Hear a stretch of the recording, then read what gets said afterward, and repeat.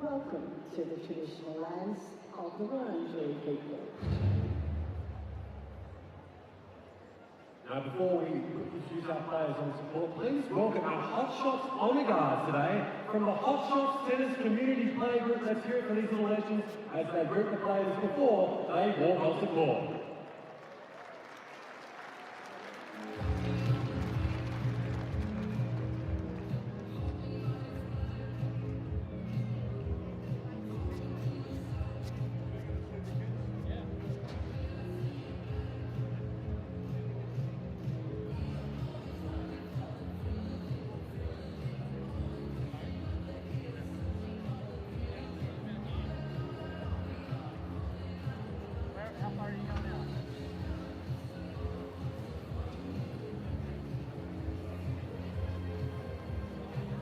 A very good morning and welcome back to Melbourne Park for some second round action on the men's side, and one to look forward to with Hubert Hurkacz, the 18th seed, taking on Miomir Kecmanovic of Serbia. We are on the Cain Arena, which is filling up pretty nicely on what is a fairly cool morning, I think it's fair to say, by Melbourne summer standards, but we look forward to what should be a good day of tennis. Nick Lester is my name. Delighted to say Brad Stein has made his way here early doors after a late finish last night. Brad, how you doing?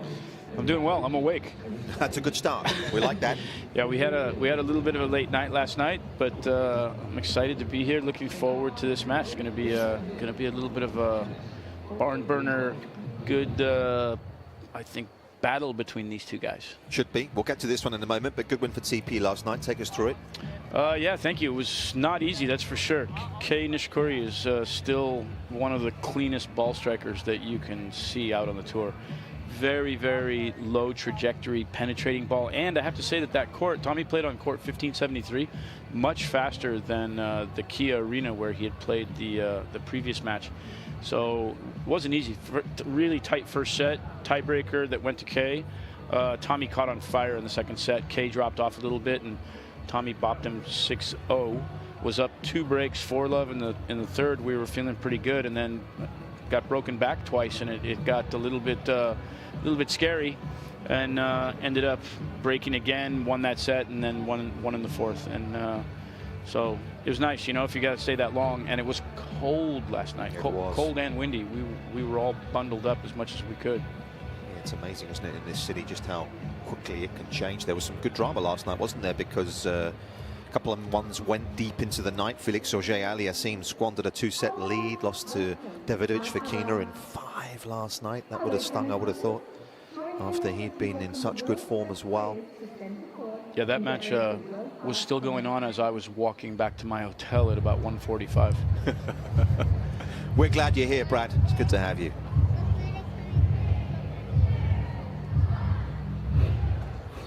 It's time to introduce the players into Cain Arena for this men's singles match at the Australian Open. Please welcome, from Serbia, Miomir Kecmanovic.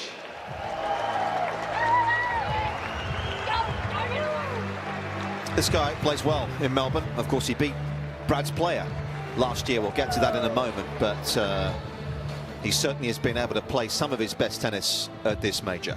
And from Poland, Hubert Hurkacz.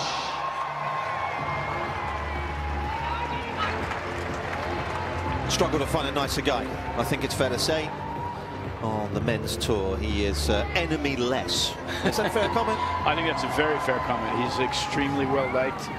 Hubie's he's a little bit of a funny, can I say, goofy? I like it. In the right way, Yes. in the right kind of way. You know, he's kind of a gentle giant, and yeah, I think everybody gets along with him.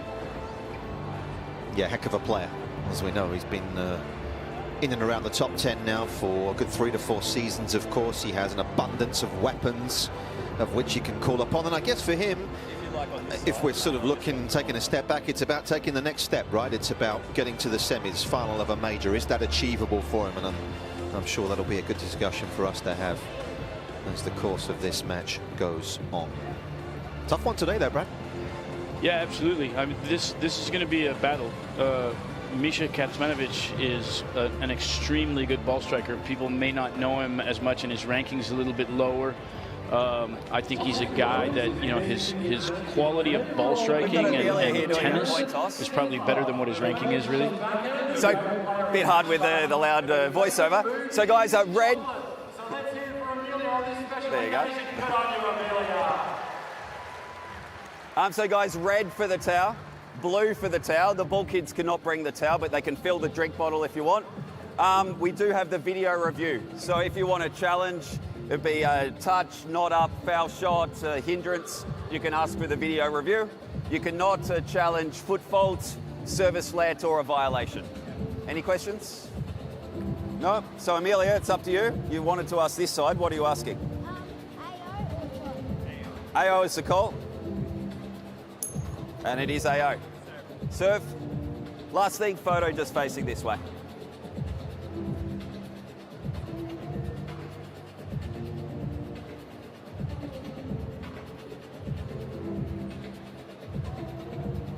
Thanks, guys. Amelia, we just head out this way.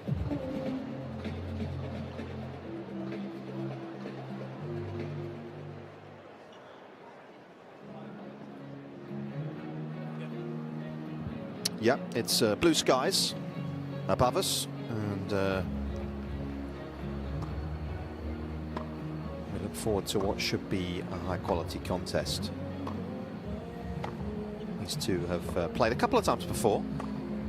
In fact, they last played in Toronto a couple of summers ago. Hurkacz able to win that one in 3. Kecmanovic winning back in 2019. Probably not too much to read into that one, you would suspect. So here's the Serbian, who, as we know, was a phenomenal junior many years ago now. I'm sure that feels like a lifetime ago to him. In terms of his overall development, Brad, you've seen him obviously a lot, having played Tommy many times. How is he effective? What does he bring to the court? I find him to be a really, really good returner. He puts so many balls in play, and an aggressive returner as well. And then both of these guys have great backhands. Kecmanovic's backhand is just so pure and so clean. Forehand, I would almost give him a little bit of an advantage forehand to forehand with Hubie. But backhand is really, really good. He serves well, not great. Second serve, same thing. I would say it's, you know, for tour level, probably about in the mid-range somewhere. A surprisingly good mover. He doesn't, you know, when you see him out there and you come and you watch the matches, you don't expect him to be as good a mover as he is. If he has anything that's lacking, it's probably more of his transition and net play. Doesn't come forward as much as, you know, he probably could or should at times, but from the back of the court, he's going to give Hubie everything that he could possibly want. Seeded 18 this week is Hurkacz. Just a slight drop-off in that ranking, of course, from where he was. Let's not forget he has been as high as 6 in the world. That was last summer, but I guess a slight disappointing end to the year. Didn't play, and he played one event in Asia, had a couple of injuries, didn't he? Actually ended up tailing off a little bit towards the end of the season. But a bit of a shift off behind the scenes as well. Good friend of yours, I know, Craig Boynton. 2 minutes. No longer part of the setup. How much of a surprise was that? Obviously, Nicholas Massoud's come in, but that's obviously a pretty significant shift for Hubie. Yeah, no, he's changed a lot of things, right? He's the first was the coaching last year. It was I was very surprised when that came down. I thought that their relationship and their partnership was going to last for a number of more years. I heard, you know, as things occurred, I talked to CB a little bit, and you know, that he was kind of feeling that it was coming to an end, and there were some outside pressures there that were put on Hubie, I think, to call it quits with Craig, and then move on. Also, as we can see, he's made some switches with the clothing and with the racket, which is always interesting. You know, I mean, changing rackets, and you look at the success that he had playing with the previous racket. He was playing with the Jannik's racket. Now we see him with the Wilson racket. So it'll be interesting to see if there's any changes that we feel come about based on that, and what's going on there. 1 minute. Absolutely. Let's go down courtside because Viktor Troitsky, I'm delighted to say, is joining us. Victor, checking you can hear us first of all. Morning. Good morning. Hey guys, I hear you well. Good stuff. Just give us a feel of the start to the year that Misha's had. Semis obviously last week in Adelaide. How's he feeling, Victor, right now? Well, he started the season very well. I mean, he had a great week in Adelaide, lost in semifinals, as you said. First week, he also played well. Unfortunately, tough match over 3 hours. But yeah, I mean, it's been improving since we started. We started only in December working together, so we're trying to improve some things, and hopefully he uses them today. Absolutely. Got a good record here, Victor, isn't he? This Melbourne has been pretty profitable for him. What is it about conditions here he likes? Yeah, well, he likes the court. He likes the conditions, definitely. He played 4th round last year, also 1 more year a few years ago. So, yeah, he obviously likes it. I'm sure he'll enjoy the match today. It's a great opponent, but, yeah, we're looking forward to this one. Brilliant. Victor, thanks for your time. Thanks, good luck. Guys. Thank you. Thank you. Well, you talked about how he's going to have to return well, and that's going to be pretty key today, you would have thought. Yeah, serve and return, obviously, in men's tennis is always a key, and you're playing against one of the best servers on tour.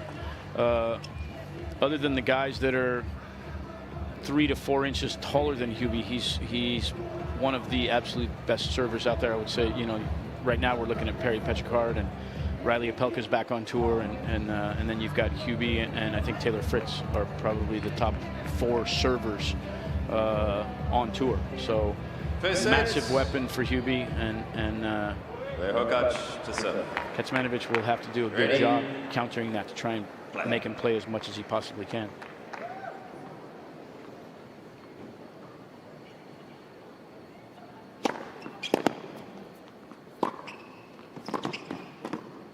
Love 15.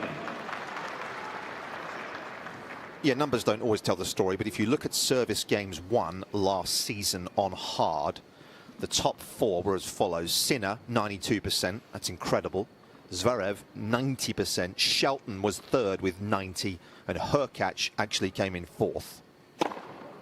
That's service games won on this surface last season. Yeah, that's pretty good.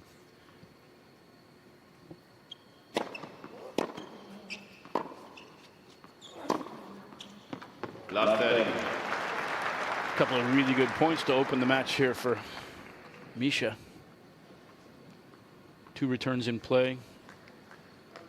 Good pass on the first point, and now a little run around inside in forehand for a clean winner.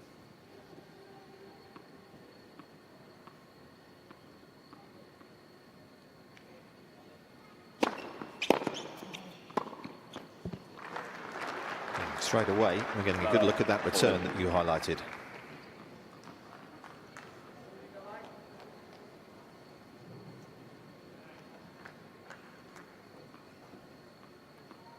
Only broken once in his first round, whatever Talon Griekspoor was Hurkacz.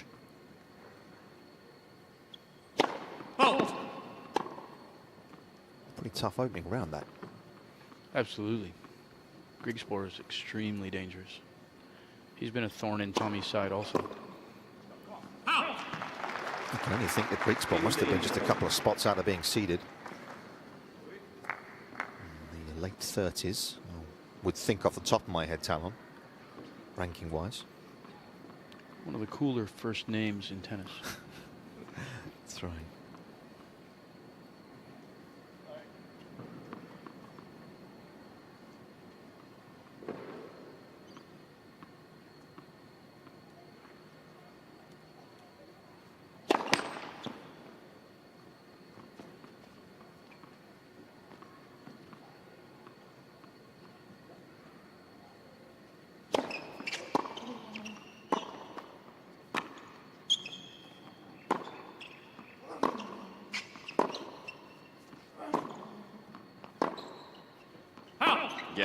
Kecmanovic. Well, that's the ideal start. First game.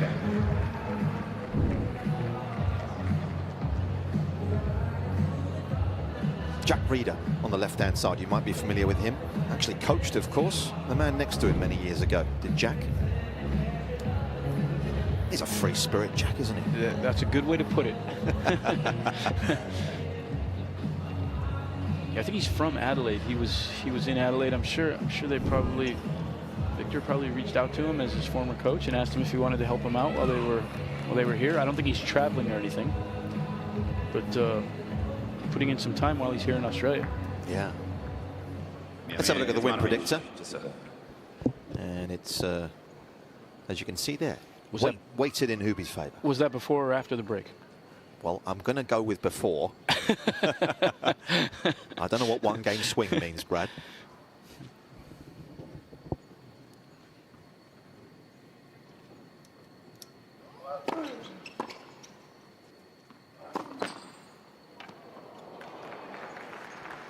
I've been told it's changed 4% apparently after that opening break. That's good. We know the value of a break now. Exactly. An early break anyway.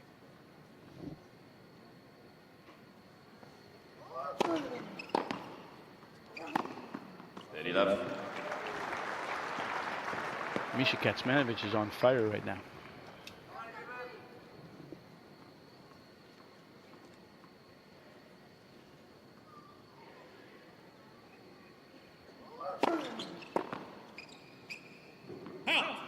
Interesting when you look at his sort of record. You know, we were discussing it off air, weren't we? But if you look at his tour level wins year by year, 25 last year, 27 the year before.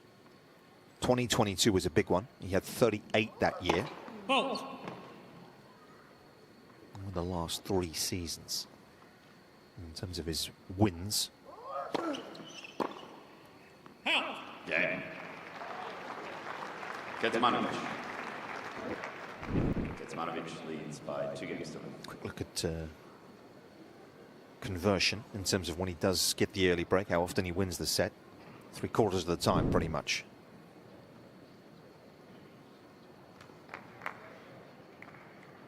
Just been told the tour average for breaking and moving on to win the set is 81, so he's a little bit shy of that.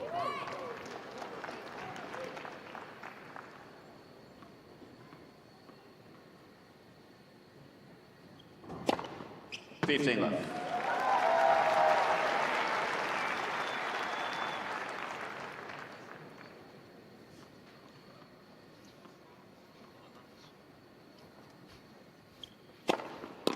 $30 left.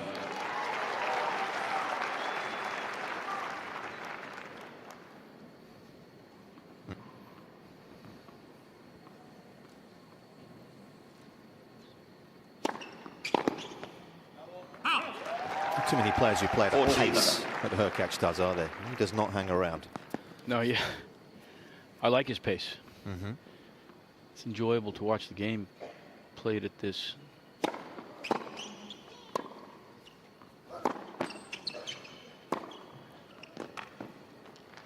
Game Hurkacz.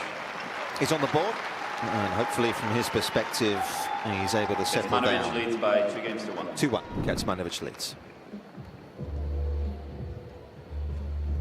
What sort of coach is Nicolas Massu? What sort of character is Nicolas Massu? Brad, someone you know well or not? Yeah, I don't know him unbelievably well, but I think that he probably coaches pretty methodically in the same way that he played. Was a bit of a grinder, a battler. I think that he was a very tough competitor when he played, and I would imagine that as a coach he brings that to the table when he's working with players. Obviously, before the injury, he had some really good success with Dominic Thiem when he came on board there, and then ended up taking over the reins completely and working with Dominic up until he had the injury and wasn't able to really get back to where he was.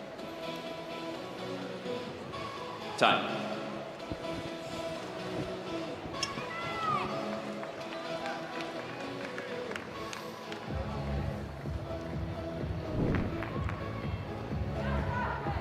Records broken pretty much every day here so far in terms of crowd numbers, as this event continues to expand and enhance.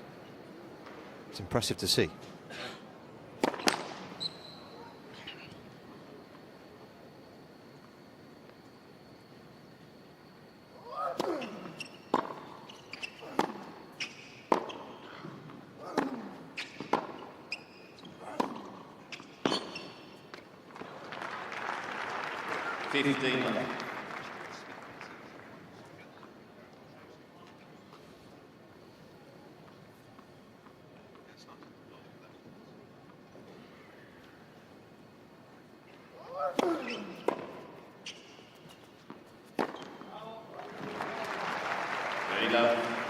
Two players who hit the ball obviously very differently, Brad, and highlighted very much by these numbers in terms of from the back. Yeah, it's spin rate's always an interesting one to look at because it's not necessarily an indication of who's more effective or makes fewer errors, but the weight of the shot. 14 left. The weight of the shot is based on the spin rate. Doesn't surprise me to see those numbers. Hubie on the backhand especially, I mean, it's an extremely flat, penetrating shot that comes through the court. And again, same really on the forehand side. What was your spin rate? Oh, I'm not sure one even registered, Brad. 6, 8. I did get out there this morning, though. I had 45 minutes out there this morning, Nice. Brad. I didn't see you at 8:30 out there. You didn't invite me. I was still sleeping, thank I don't goodness. blame you. I wished I was after half an hour as well. Yeah, there aren't too many backhands as flat as Hubie's out there in the men's game. There's a couple, but in terms of pure spin rates, he's up there.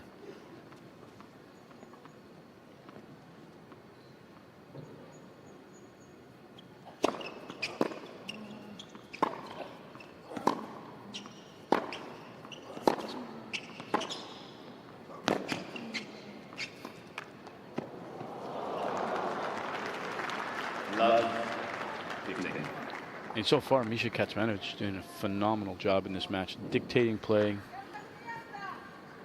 putting returns in play. That last return he actually took inside the baseline. Not easy to do against Hubie's second serve.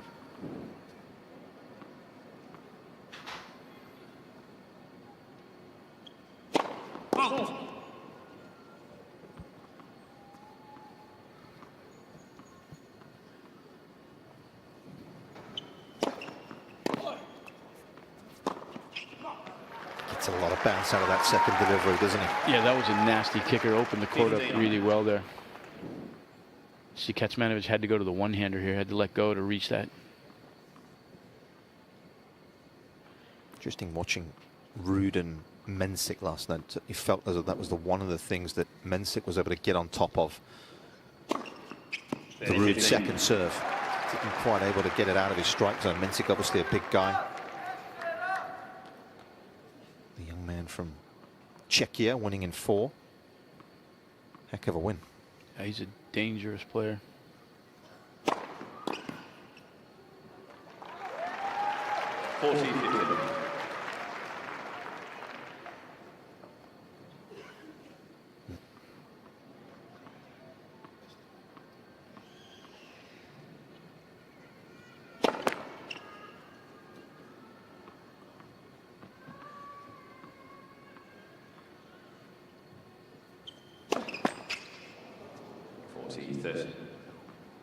Yeah, Brad mentioned the change of racket.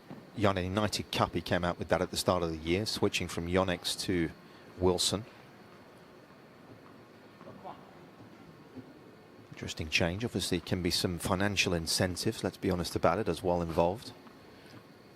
Say that's definitely a factor. Yeah. Hopefully it Kecmanovic won't be leads by serving 3 like games that, to 2. because it's been pretty deadly. What else is he looking for, Brad? Apart from the financial side, which is obviously the fairly hefty important, but your man changed rackets a couple of years ago, didn't he? Yeah, he went the other way. How much of a process was that? He went the other way. It was, I mean, you have to assume that Hubie spent a fair amount of the off season playing with this racket, testing it out and getting the weight and the balance right. You know, it's got a little bit of a different shaped head. It's gonna play a little bit differently. So you know, guys have to get used to that. Yeah, it's an interesting thing. I always when Tommy was making that change going from the Wilson to the Onyx, I had some concerns. You know, I was just worried that he was going to lose a bit of his control, and you know, I think that this racket that Hubie switched to tends to be a little bit more of a control-based racket. The Onyx maybe gives you a little bit more gas, a little bit more power.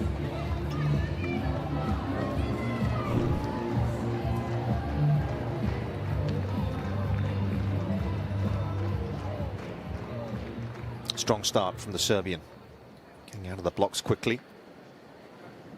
Of course, he was actually the beneficiary here a couple of years ago in round one. He actually drew Djokovic in round one the year that Novak was eventually deported.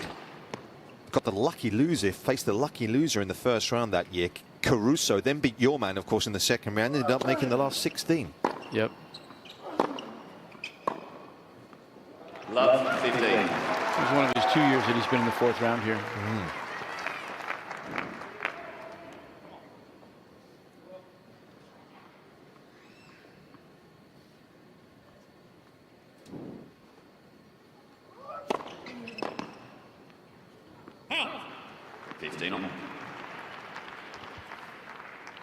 As good as Hubie's numbers are on serve, he doesn't break that often, does he? Yeah, that's the other end of the spectrum for him.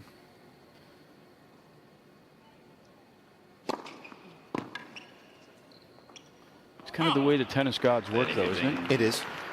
The guys that tend to be the biggest servers and control the serving games the most oftentimes are the guys that are not the greatest of returners. Yep.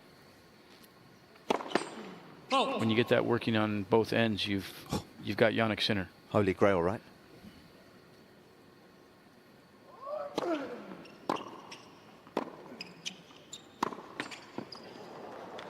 Yeah, Hubie at 14% of breaks last year. Put him outside the top 50. Is that something that, I mean, it's an obvious question, isn't it? But how does he improve that, Brad, the return? Is it I'm sure Craig looked at that over the years and tried to get him to break more often and get the returns into. Is it getting more returns in play? Is it becoming a more offensive returner? What are the ingredients there for him? Yeah, for me, based on Hubie's game, it's increasing consistency of return, putting more balls in play. Ideally, you want to be starting the points neutral. If you're starting the points neutral as a returner, you're doing a pretty dang good job.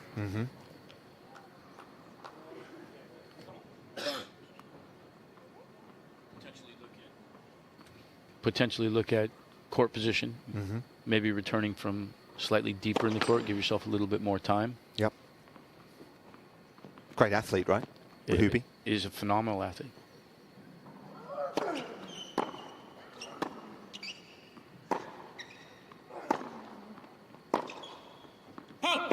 Cain, Kecmanovic. But the numbers don't lie. No, and you got to, you know, if you're with him on a day-to-day basis, you start to get a feel for is he not breaking as often because of the return, or is he not breaking as often because of the way he's playing the points behind the return? And you try to break that down and figure out, you know, where you can improve with his serve. And we see the stats. We've talked about it already. You know, if he's breaking on a more regular basis, he obviously becomes much more likely to win matches. Absolutely.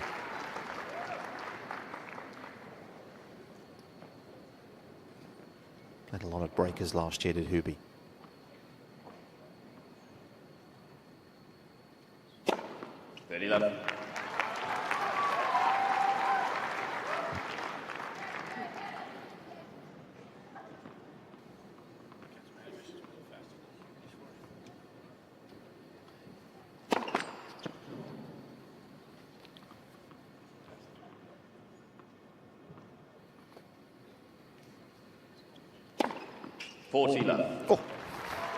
It's a heck of a delivery.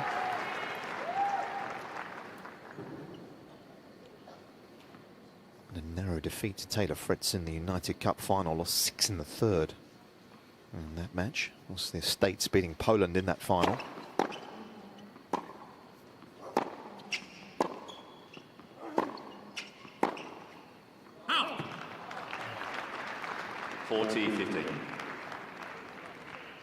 You see that air from the forehand there. That's the side that Hubie tends to struggle with. I think it's improved. I think it improved while he was with Craig. Continues to get better. I think the mechanics of the swing are better than they were a couple of years ago. Game. New balls, please. It was a very good body serve as he looks to try and claw his way back in the opener here. Trails by a break.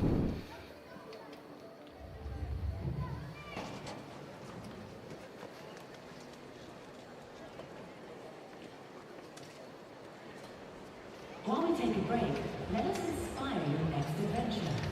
Fly with us in comfort to London, Edinburgh, Athens or Rome, Paris or Dublin, and over 40 cities across Europe. But remember, it's not just the destination, it's also how you get there. Fly Emirates, fly better.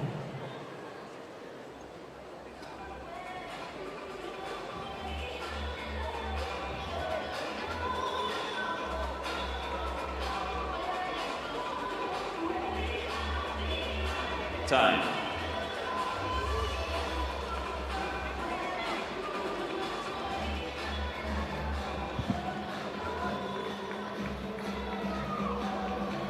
Playing the 29th major of his career, his Hubert Hurkacz. He has on his CV so far 1 semi-final at Wimbledon in 2021, lost to Berrettini there. He has 1 other quarter-final so far.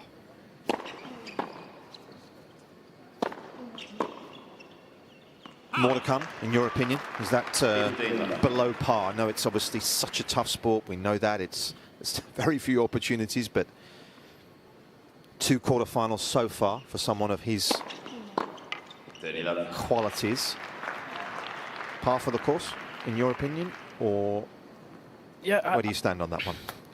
I mean, it's a tough call. That's a tough call. You know, when Hubie made the semis at Wimbledon, I think everybody kind of had expectations that he was going to do that on a much more regular basis. Quarters, semis, you know, maybe a final.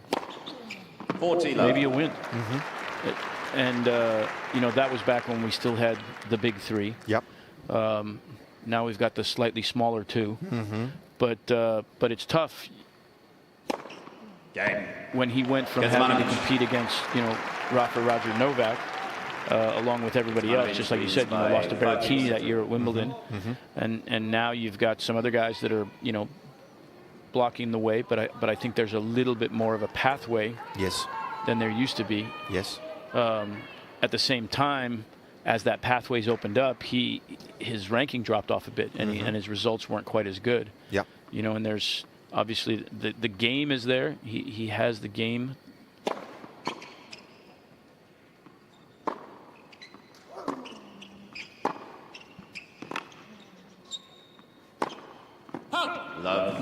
And I think one thing that's interesting, Brad, and you'll know more than me, but I think if you look at his record against the top 10, still a little bit shy. Last year he was 1-5 against the top 10. The year before 2-7 against the top 10, and this year 0-2. So again, we're nitpicking a little bit, but at the moment, that upper echelon, that top echelon, feels like they may just have a little bit more right now. Yeah, no, absolutely, and that's what I was saying as well. He's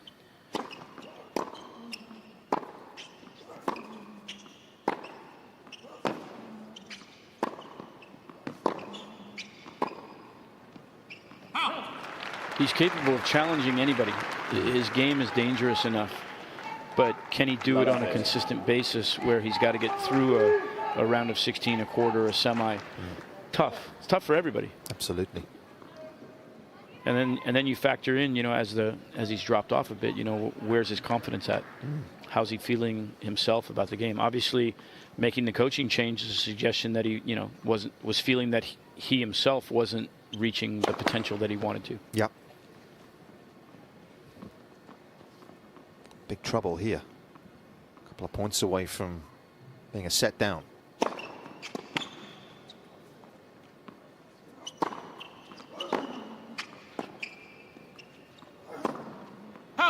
15-30. Like to have that one back, that's for sure. Hubie breaking to the wrong side of the court there.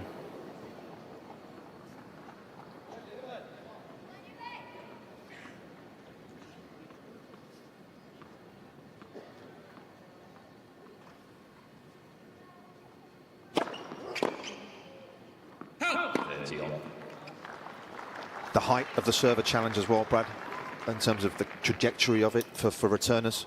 A little bit, not. I mean, obviously not as much as, you know, the Riley Opelkas and Perry Petrikards out there. That's a whole different animal. Yep. Left. Yeah, Matt Hatch said that yesterday in his press conference.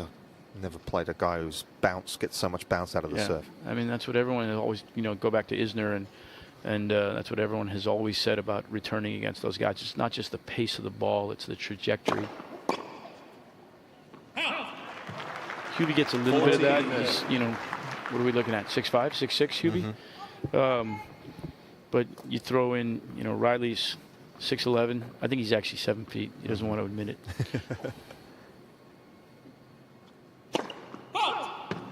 He broke him once yesterday at Pelka. 4 in the 5th was the only time he lost serve. Game. Hurkacz. That was a big hold. Certainly was. Kecmanovic leads by 5 A games. break is required if he's to extend the set. Speak to Riley yesterday. You see Riley? I saw him before the match. I didn't see him after the match. Yeah, tough one. Tough battle. Good to see him back, though. Played well the week before. Win over Novak early in the year. You know, Riley with his game and what he does, same as Petchi Perikar. They keep mentioning those two guys together, but right now those two guys are in that same boat. You know, Riley dubbed himself the serve bots. You know, they're like robots out there the way they serve. But when you play those guys, they're competitive with anybody and everybody they play because of how they produce their serves. Sure. If you can't break, you know, and you know you're going to get to a breaker every single time you're competitive, then it comes down to 1 or 2 shots.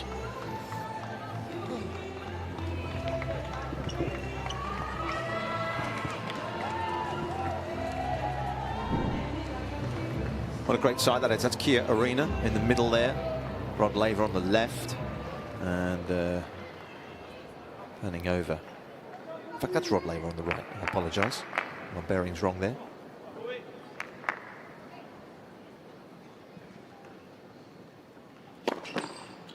Oh.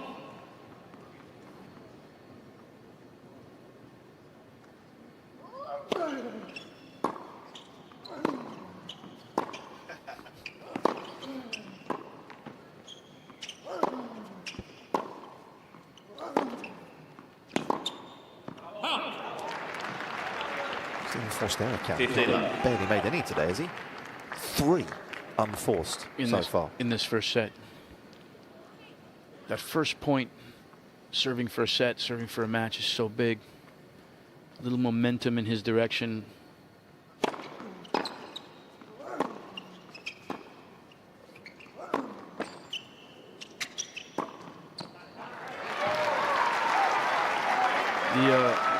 The Australian Open nets seem to be a little bit forgiving with the let courts. Yep.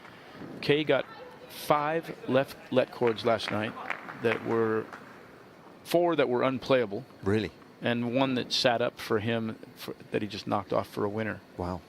Tommy finally got one in the 4th set. Oh.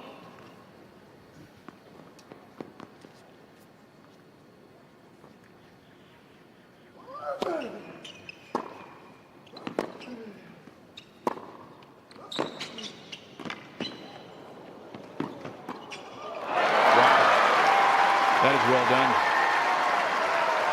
Thought Hubie was going to be in trouble there with that short volley. 15-30. Really good backhand cross there, below the level of the net from Kecmanovic thought he was going to be able to do a little bit more with this short ball. Great hands from Hubie.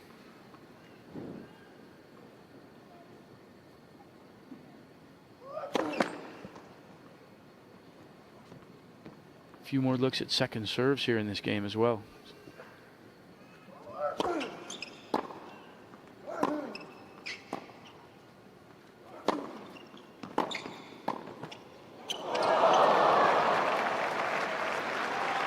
That's the one I was talking about. I was going to say. That was 30. not off of a volley, but that was exactly what happened last night with, he had 2 in one game. Nice technique off the volley there. Yeah, not someone who comes in a whole lot, is he? Yeah, Kecmanovic. maybe should come in more based on the look of that backhand volley. That was interesting, that last point. Hubie chose to slice on that first backhand. Not something you see from him too often.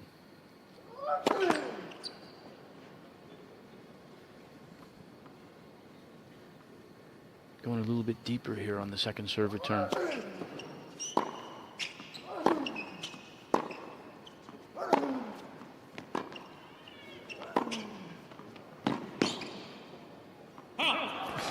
Change of direction. Yeah, that's impressive ball striking. That wasn't an easy ball to change direction on. Show me a Serbian that doesn't have a good two-hander. I don't think there is one. I can't think of one off the top of my head. Even back in the day, right? Yeah. I think of Tipsarevic, Viktor Troitsky. Yeah.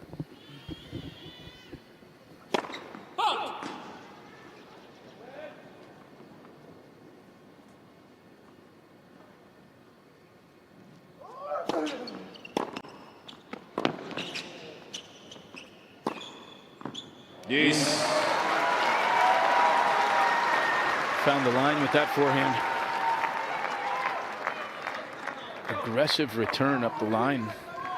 Downset point there also.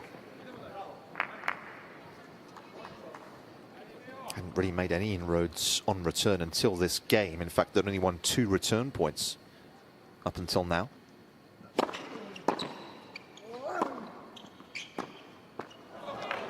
There it is again, Brad.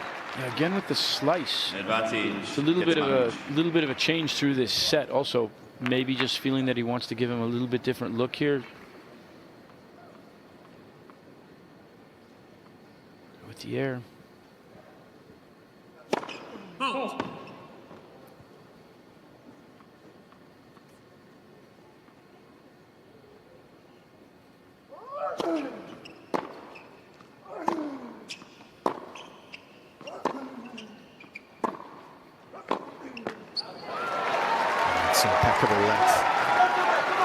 Hitting over that one with the two-hander there. He injected a little extra pace. Got a little extra depth with the pace.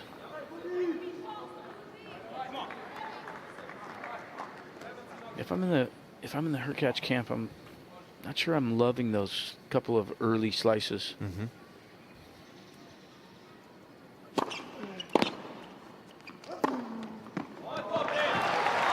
that's where we see Misha Kecmanovic has an exceptionally good backhand as well.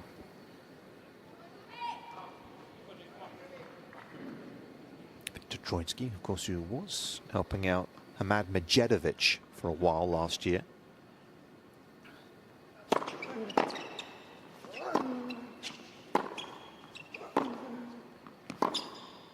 Game and first set. The time was set early. A break in the opening game proved to be enough. He held on. An impressive set from the Serbian, who leads 6-4.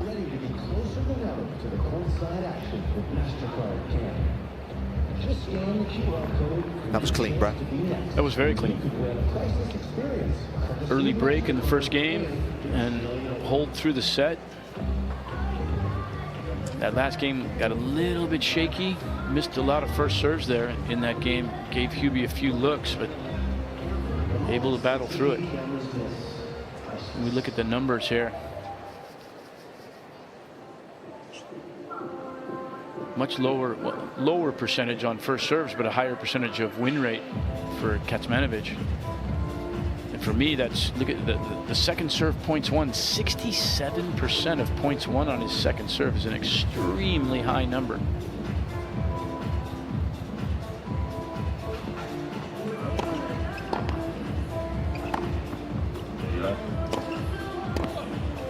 Alfie, what do you got for us, mate?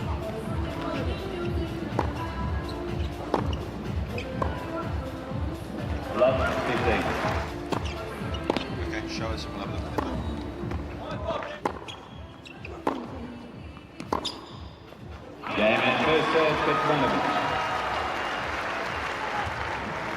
Time.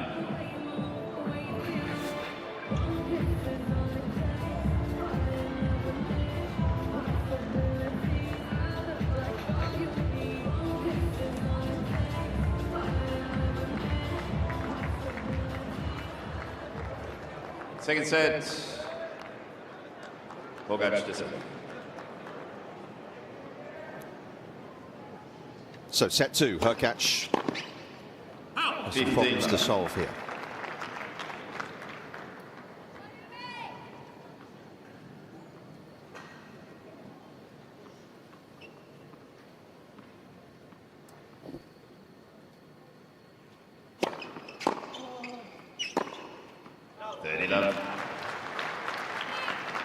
Speed of conditions, Brad, over the course of the week in Melbourne here, how does it compare? I like these conversations. People often talk about the US Open and here. What are the key differences between the two majors, hard court-wise? Balls obviously come into play. Key differences between here and New York? Yeah, I'd say the biggest is the balls. The Dunlop ball here versus the Wilson US Open ball. Those two balls play quite a bit differently.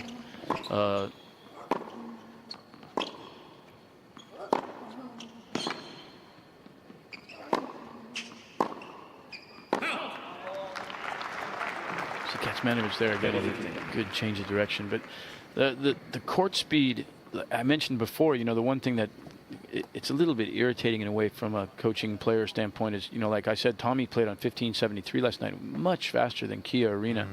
That happens sometimes at the majors. US Open is like that sometimes also, where the outside courts, they just get a lot more play than on the stadiums.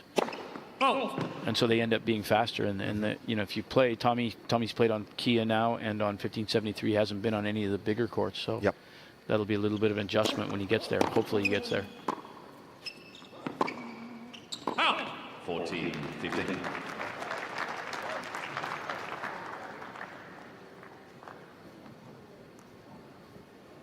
It's also a big difference when you're playing here, John Cain, Margaret Court, Rod Laver. Even with the roof open, it's almost got an indoor kind of feel to it. Yep.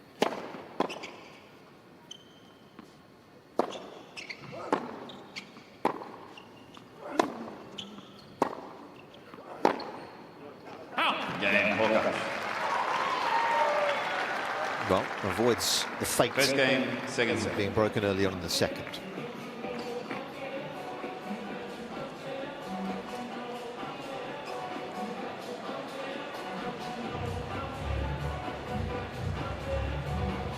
Let's have a look at the win predictor, shall we? In terms of where it was. Of course, it was 75%, wasn't it, for Hurkacz at the start of this match. We saw the shift from a set down. Anything change from your perspective, Brad? Yeah. Yeah. Definitely. Okay. Misha's up a set. Let's see what they've got. Oh, look at that. Yeah, that's a significant change.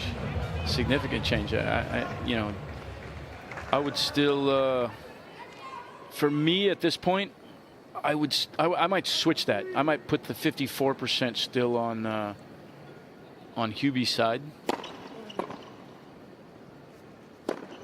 You know, as Shakespeare said, 15. one set does not a match make. If you say so. Are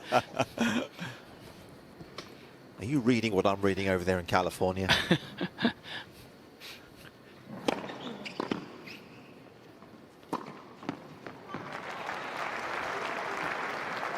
Talking about California, of course, our thoughts are with everyone in LA right now. Yeah, tough times. Tough times. It's crazy.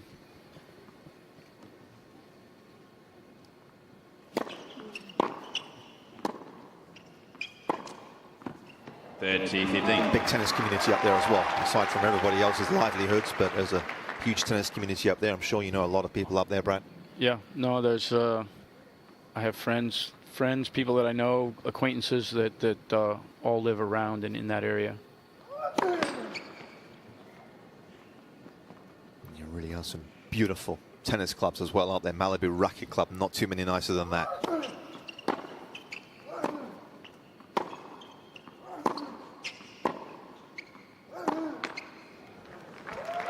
A few more unforced errors here creeping in. 30.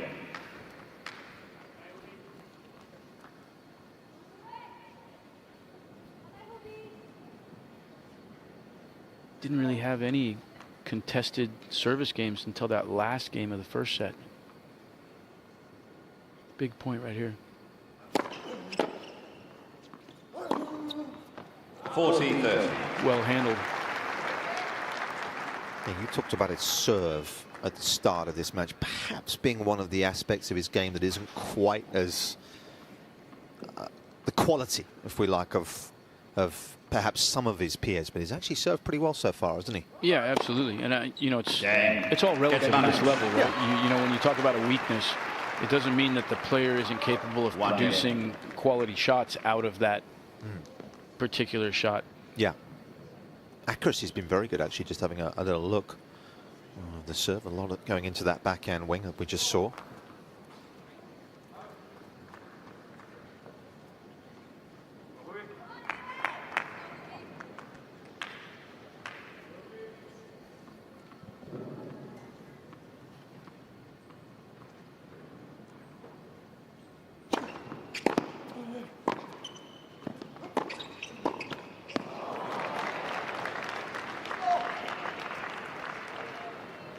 I'd say the same for Hubie that I said for Misha as well. That's the area of the court where he's probably the least comfortable. Yep. He's a little bit more willing to come forward and attack, but he's that particular ball for me, he was a little bit off balance as he moved to that.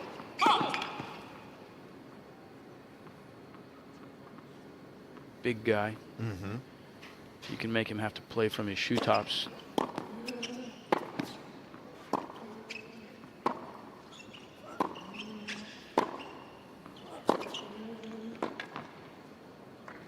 What comes first, Brad? I know you worked very hard with Tommy in the early days on the transition on the volleys. What comes first, the ability to learn to become more comfortable volleying, or the transition up?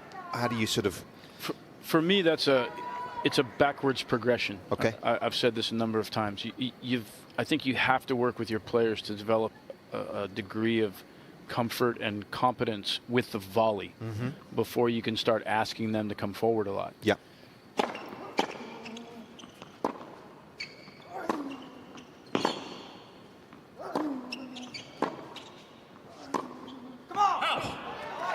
To hit a forehand there.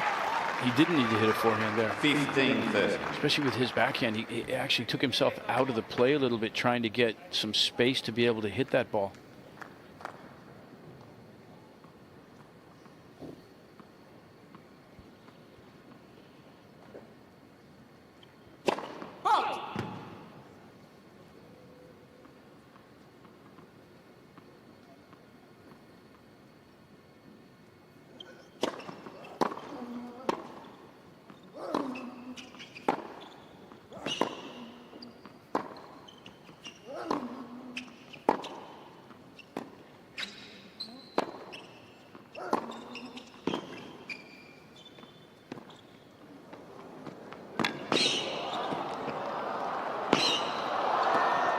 This is exceptional tennis from the Serbian. And he's got this man dancing to his tune here. That was a heck of a point. 15-40. Misha's just consistently been able to get the lead in the points. He's been able to get out in front and put Hubie on defense.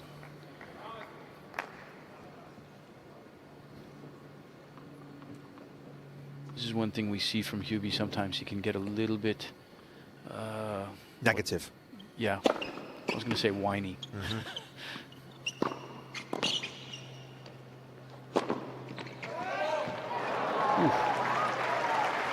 big court here. He almost was able to get that back in play. 30-40.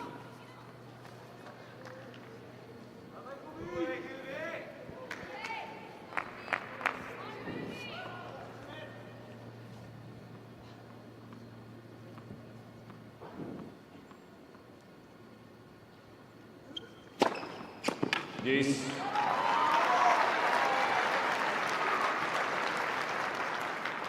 There's Hubie exploiting his biggest weapon. Nice to be able to erase a break point without having to hit a ball. It was interesting. I was looking also at first serve percentages earlier on today for the season last year. And you know, when you look at someone like Zverev, obviously he's the leader in that regard, and generally a very high first serve percentage. Hubie's actually a fair bit down on what I thought it might be. It was at 62, which obviously is pretty much par for the course, is that, Brad? But for a guy who's as tall as he is. Yeah, is that for this season? You're Last talking about? season, as a whole. Year, that was the entirety of last year. Yeah, 62% first serves in. Wow. And I just thought, is that a bit low for someone of his height? I mean, I know he's obviously going after the serve every time, so. Yeah, I mean, I would say ideally the number you're shooting for is probably about 65. Yes. I mean, that's a 3% difference, so it's nothing major. No. But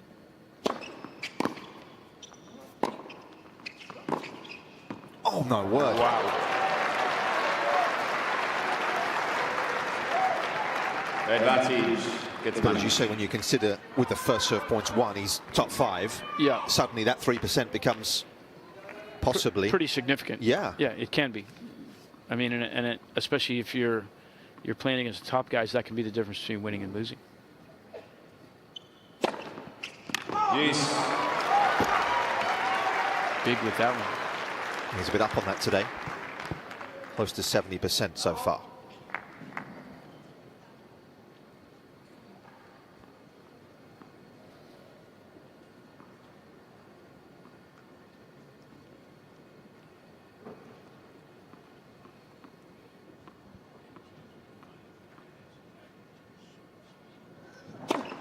Advantage. Hurkacz.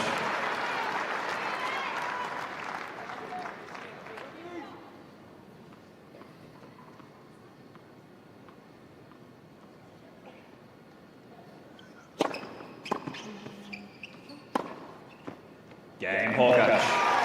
Found the line with that one, and that's a fairly big game to get through because Kecmanovic was Hurkacz leads by 2-1. 2-1 it is.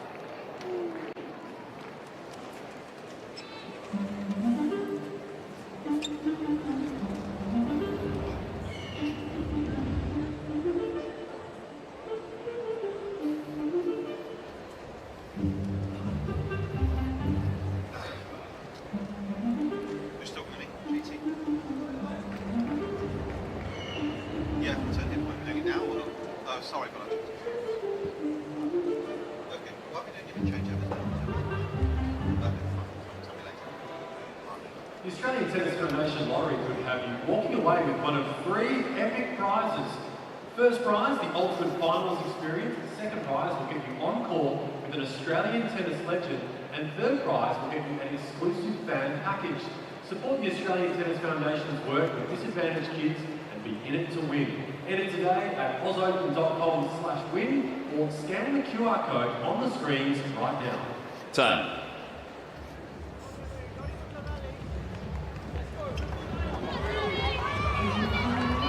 Sporting his country's colours is Hubert Hurkacz today. Proud Pole. Well, spent a lot of time in Florida, isn't he? He was in Saddlebrook for quite a while, training down there. Yeah, I'm not sure that was to be close to Craig Boynton while he was working with Craig. So I'm not sure if he's still spending as much time in Florida or if he's looking for a new base or. Mm-hmm.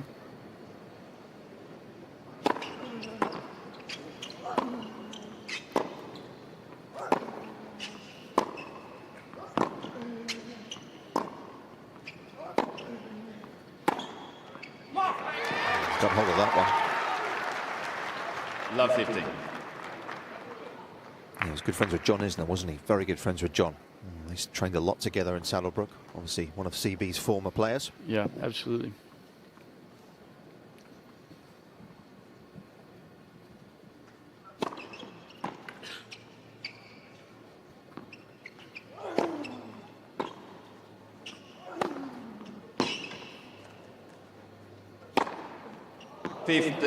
Oof.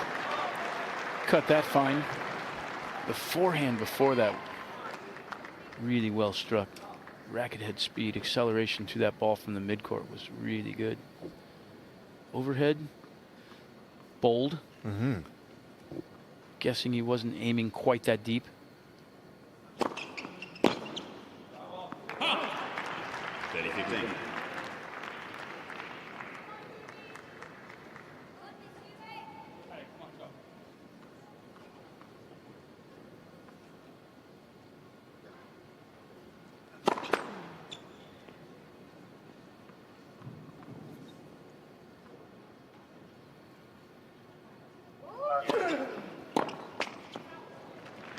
30-15. Doesn't really vary the second serve a whole lot. Hurkacz will be disappointed there because it's been the spot he's been pretty much hitting that second to every single time so far.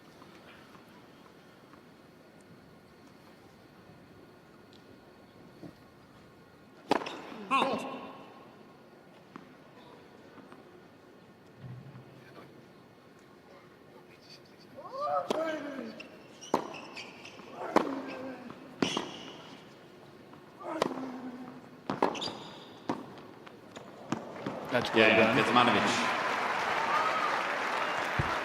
Looking comfortable, isn't he, on the ball today? He has looked very comfortable from the get-go. I'm not a big fan. Hubie does it a lot. I'm not a big fan of the open stance squash shot on defense as he hit there in that last point. And that ball just doesn't do much. It just sits in the middle of the court. It gave Misha an opportunity to attack and come forward there. Misha's been able to put him in that position a fair amount of time today so far. Love 15. I also heard you say once, Brad, I'm going to put you on the spot here, that you weren't a massive fan of sliding on a tennis court as well. Now, has your opinion changed on that in the last year? No, not at all. Okay. Not at all. That lends itself to what I'm saying there. He's sliding to that ball.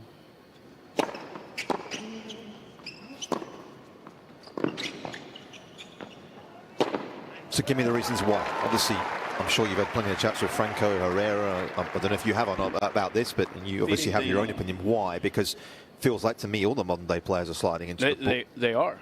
I'm not denying that in any way, shape, or form. You know, it's my opinion. We've developed that around Tommy's game and the guys that I work with and have worked with. I just don't think that the open stance sliding to the forehand from that position. That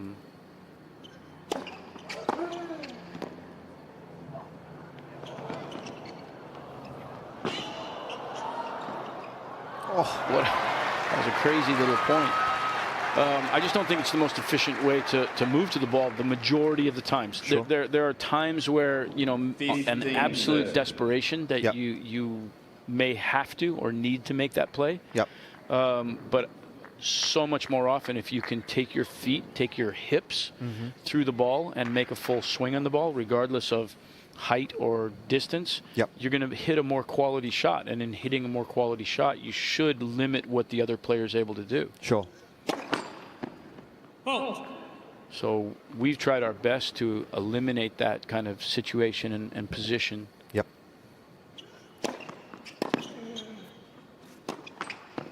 Uh-oh. We've got some trouble here from the Hubie side now. 15-40. Little chip return, stayed low, short in the court. That's where him getting up and down on the ball there is tricky, isn't it? It's not. Absolutely. You come up to that ball and you feel like the net's a foot higher than what it actually is. Massive points now. 30. And a massive serve. 215 there. Yeah, that's his fastest, interestingly, of the day so far.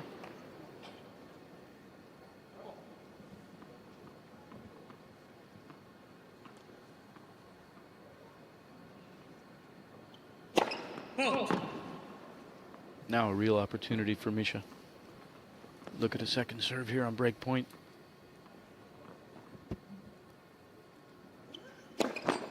Yeah. Would you believe it? Kecmanovic. Incredible. That is a third double. Kecmanovic leads He's by in trouble 3 games here to down 2. a set and a break.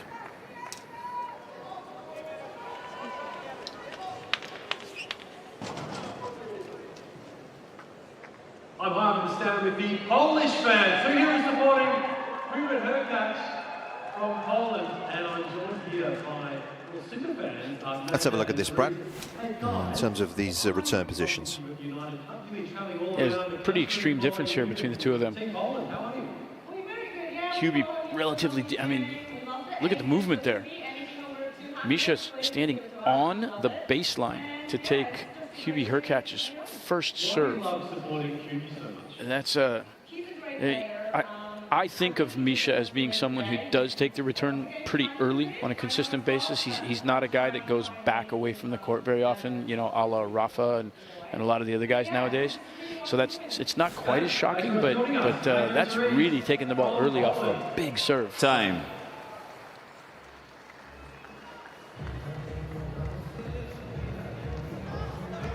If you weren't with us at the change of ends, we just got a little look at the Kecmanovic return position that is very aggressive, I think it's fair to say today. He's trying to neutralize this man's serve.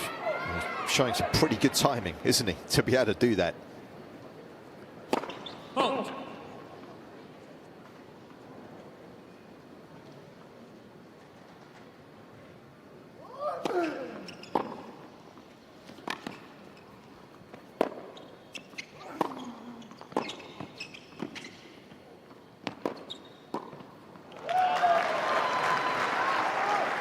He'd be able to be disappointed as he was. He looked over at his coaching box there after that attempted pass.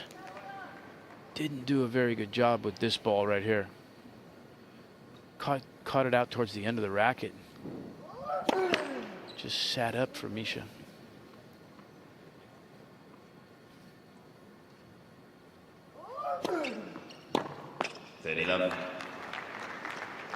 Interesting as well, when you get a second serve that's only 142 Ks, you can see that there's not a lot of pace for him to operate with there. He's almost kind of swung at it a little early. Yeah, that was interesting after we just saw that graphic also, that Hubie was up on top of the baseline there on that second serve return. He's definitely taking that one a bit earlier.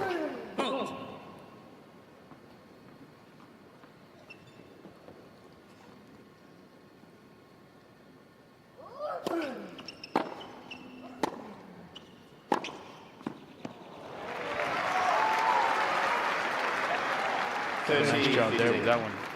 Good aggressive return through the middle. Talk about the challenges he's had on return. Today, he's only won 10 return points thus far in a set and a half.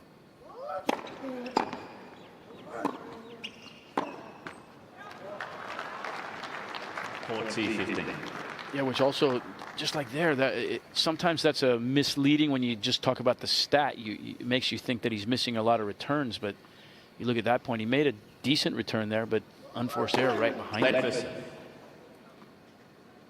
got to dig in a little bit more, get a little more gritty once he gets into the rallies.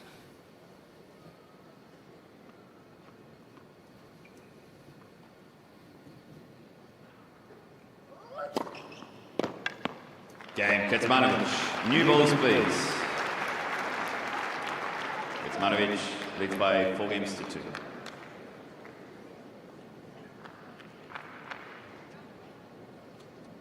Lost to Medvedev in the quarters here last year, did Hurkacz. In a tight one. To be fair, every Medvedev match this time last year was a tight one.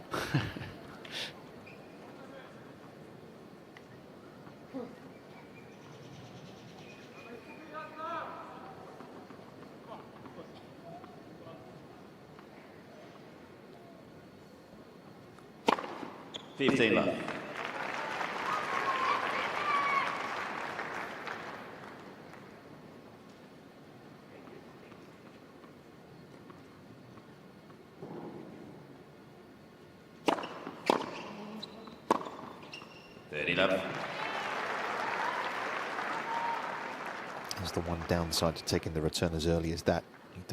You limit your own time, don't you, if you don't do enough with the return? Yeah, absolutely. That is the negative. 40 left. If you're a little bit off with the timing and it doesn't penetrate the court enough, it doesn't give you time really to recover.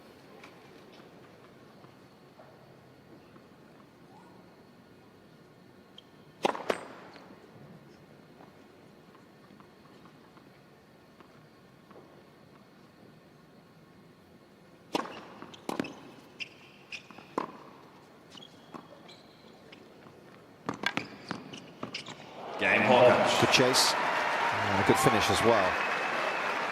And his Kecmanovic problems leads are by there for 4 all to games to see 3. right now. He needs to find something on return. 4-3.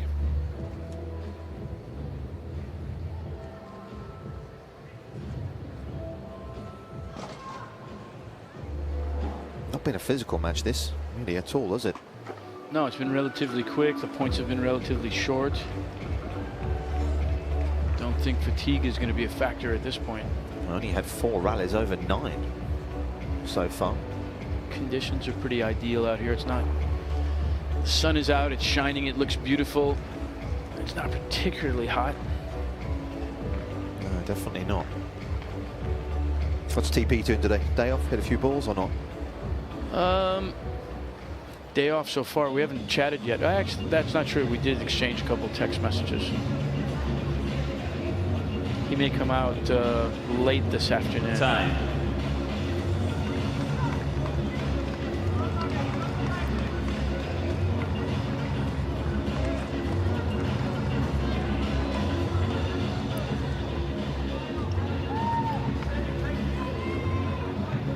Looking over to Nicholas Massou, who is being pretty vocal right now down there in terms of instruction.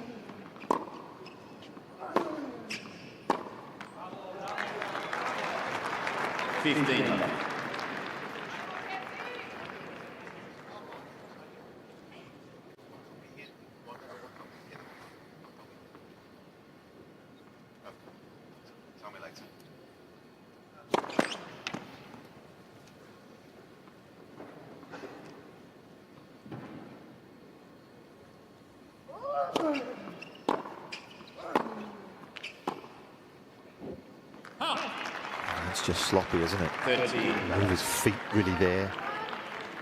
By his standards, anyway.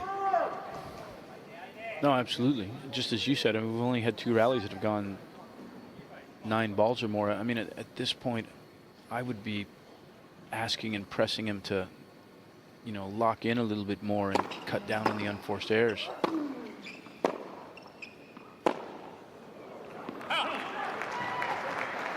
(30-15).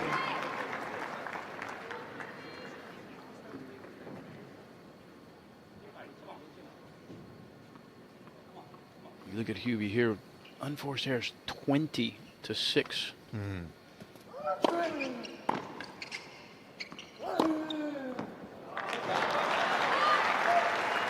40, You see the 15. backhand of Miomir Kecmanovic again. That's a dangerous side. It really is. I mean, for me, he has as good a backhand as just about anybody in the game.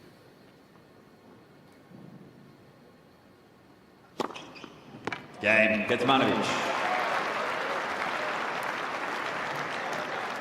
Kecmanovic leads by Again, 5 I have games to to say, 3. hitting a spot beautifully on the serve.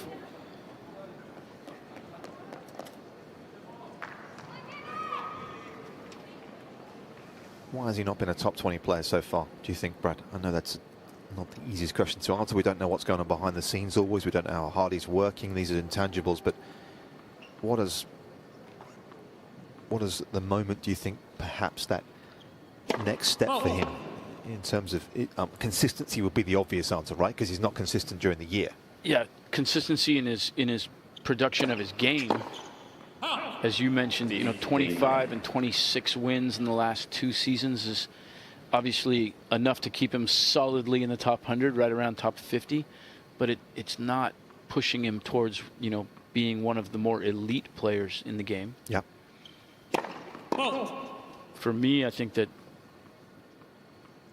one of the commonalities that occurs with players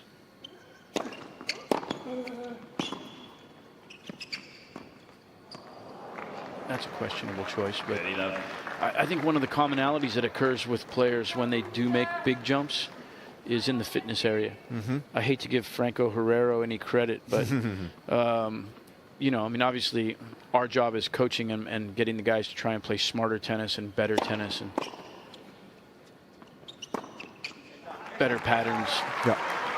Finding a way to develop those aspects of the game are important, but I think when you look at anybody that makes a significant jump in ranking, whether that be from 200 to 80 or whether it's from 80 to 30 or 30 to 15, the guys tend to make a bigger commitment to the fitness and they get really, really fit. And I'm not sure that Misha's really done that over the course of his career.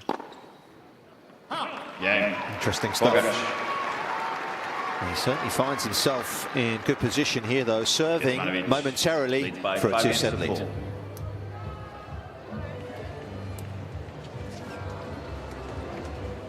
Yeah, won the One Tour title, Kecmanovic. It was in Kitzbühel in 2020. I'm pretty sure that was, well, it was the COVID year, of course. I'm pretty sure that was just after the tour resumed up in the Austrian mountains. Beautiful spot. Probably a good place to be during COVID. Very true. Very true. Even not in COVID, to be honest. It's a nice place to be as well. I'd like to go there.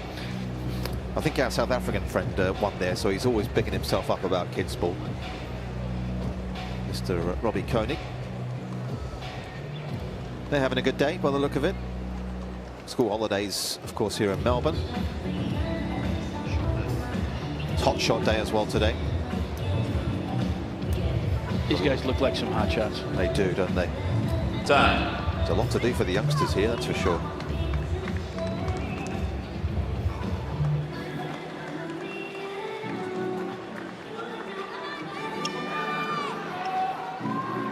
So he's laid the foundations here for getting himself into a very strong position, serving at the set and 5-4.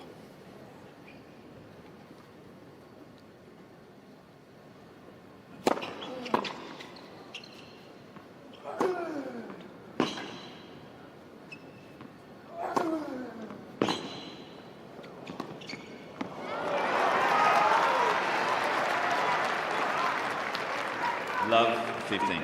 Interesting for me, Hubie on both those balls, he was leaning backhand on the very first ball and got caught and got put on defense instantaneously. And then was forced, as we were talking, to go to the open stance chip forehand, which he, got an error out of that time. But he's not reading Kecmanovic very well right now. That first ball leaning the wrong way. Fault.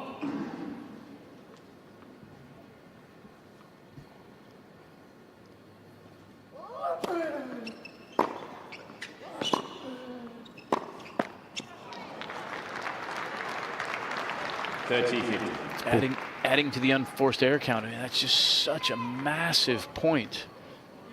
Under no pressure, really, Brad, either, was he, in the rally? No pressure, and that's a basic rally ball forehand. Yeah. You just can't miss that ball at this point in the set. You shouldn't miss that ball at any point in the set.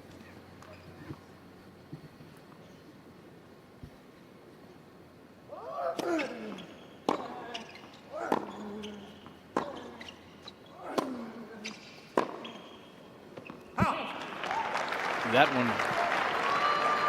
was not a good swing. That's what we used to see a little bit more of from Hubie.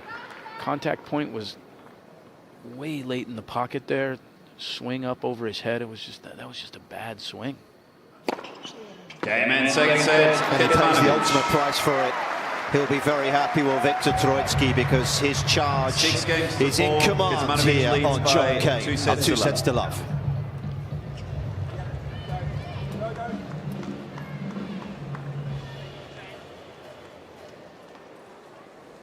It's not quite been flawless, but it's not been far off. No, I mean, we saw before he's only had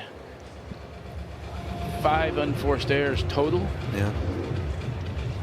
In that set. 3 in the first as well. 3 in the first. I mean, impressively clean tennis from Miomir Kecmanovic right now, and Hubie on the other end of that, you know, more than double the unforced errors. They're almost even with winners. You can see where the advantage is coming from. Kecmanovic again. I mean, look at that number on second serve points won. 80% of second serve points won. That's got to change for Hubert Hurkacz, or he is going to be in. He's already in big trouble. He's going to be looking to book a flight.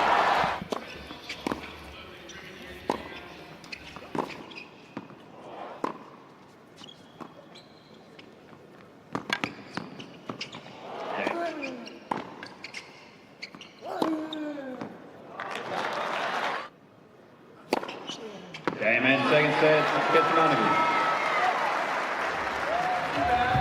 The energy level is about 7 out of 10, I reckon, at the moment. Can we raise it to an 8 out of 10? Not too bad. Not too bad. Let's see if we get it nice and fast. Yes. Get a shot. Go for it. Hit the bongo. Bang away. You've got this. Come on. I know it's Thursday. It's not the weekend just yet. Come on, sir. You can do it. Bongo down. The way to be here at Cain Arena. Oh, magnificent stuff. Hubert Hurkacz. Now, 2 sets here in Cain Arena. Can you make it come back? Maybe this one's fine here. Yeah, that's straight over 2025. Well, the return, obviously something we highlighted at the start of the match, Brad, and this will be a good illustration of what's unfolded here so far in these first couple of sets. Yeah, this is a really interesting stat right here. I mean, not hard to count the number of balls that Hubie's put in the deepest area of the court there. And as we talked about, the quality of serve and return just so massive in men's tennis. And Kecmanovic right now winning the battle on both ends. He's actually serving better and returning better than Hubert Hurkacz is. Starting the points in a much better advantageous position. Yeah, look at that on that last blue zone there. Yeah, that was 12% in that area for Hubie and 37% for Kecmanovic. It's a big difference. Yeah, it really is. Definitely winning the return battle. Nice one, sir. Who's next on the master card here? Serbian, as we said, this has been his best major so far. If you look at the comparative with the others, twice as he made the second week here. They will do the same. The winner of this match will take on Holger Rune or Matteo Berrettini.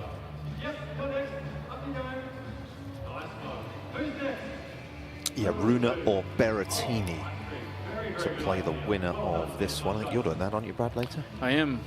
Be on with Mr. Pecci. Yeah, they played a good one in Shanghai last year, if my memory serves. And Rune was able to win that one in 3, I think. Shanghai Rolex Masters, always the pinnacle of the Asian swing. Players get looked after well down there, don't they? It's a great event, great facility. Some of the best food. Tomahawk steak, still do that down there? The tomahawk steak is a big deal there. I heard. Could you eat a tomahawk steak all by yourself, Nick? I probably could, actually. Because I know someone, you know, the fitness trainer used to work with Matteo Berrettini. Okay. Now with Naomi Osaka. Yes. Close friend of mine. Japanese. Daniel Paul. Oh, Danny Paul. Yes, he's a big boy, isn't he? He's a big boy. A couple of years ago, when we were working together with Kevin Anderson, he ordered a tomahawk steak just for himself. Wow. Yeah, he's a guy, I've seen him around, walking around. He's He goes with the sleeveless tops to accentuate his muscles. Yeah, he doesn't need to go with the sleeveless top to accentuate his muscles. I'll tell you what, if you're in a bar and a fight breaks out, he's a guy you want on your side. Okay, that's good to know.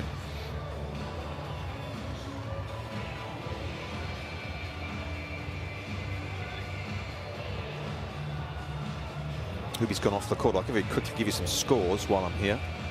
What's going on today?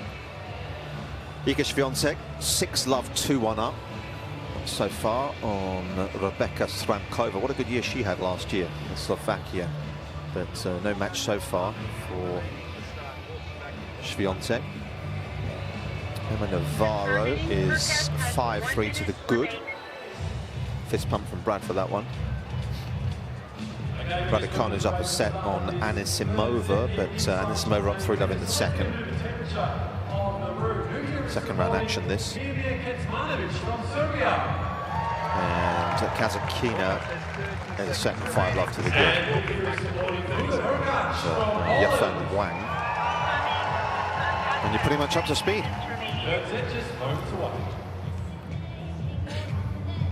Hurkacz has got about 30 seconds here, I'm being told.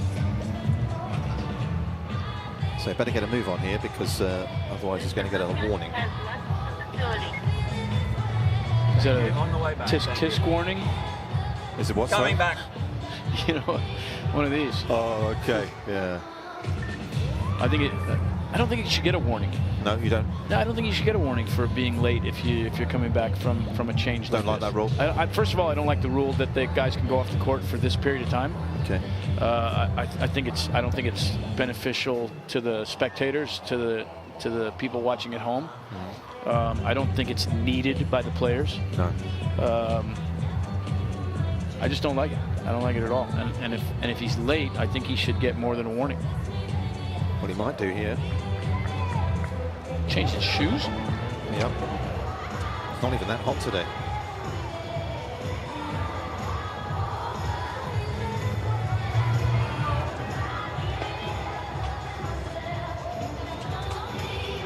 Comebacks from 2 sets to love down, incidentally, for Hurkacz. Read as follows. Time. 2-19. I'll be impressed if you can tell me the last time you come back from 2 sets to love down, Brad. So you're saying there's a chance? Third set. It was the last time he did it. It was against Marc-Andrea Husler at the US Open in 2023. Wow. Big ask right now. Yeah.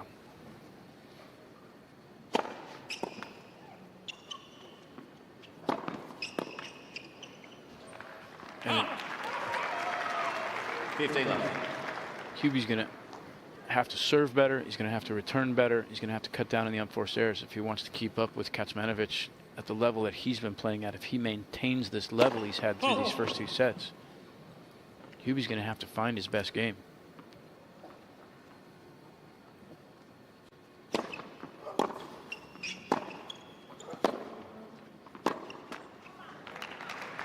On.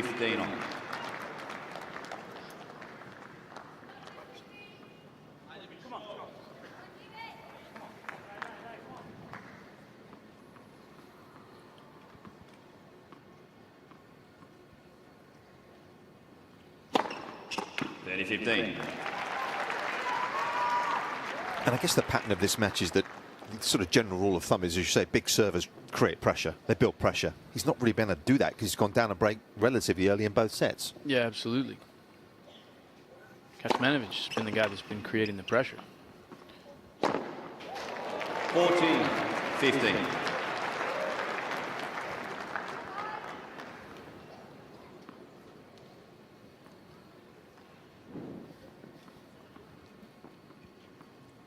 Some anger in that overhead there. Game Hurkacz. How do we evaluate Hurkacz, the competitor, Brad? Because you've been in this game a long time. I'm sure there's reputations are built up in the locker room. I think Jack Draper actually is probably establishing a bit of that with his grittiness. This is a guy who obviously is tough to beat. Hurkacz's perspective, how do you sort of, how is he perceived as a competitor? We'll get to the evaluate her in a minute, but do you know where I'm coming from? Yeah, no, I totally understand. And I mean, it's kind of an interesting question given how Hubie produces his game. I wouldn't describe him, in my opinion, it's my opinion, you know, I'm not speaking for everybody in the locker room, but Yeah. I wouldn't describe him as a great competitor. He depends a lot on his big weapons, like his serve and his backhand. Yeah. We see the win prediction now, 87% leaning in Kecmanovic's direction.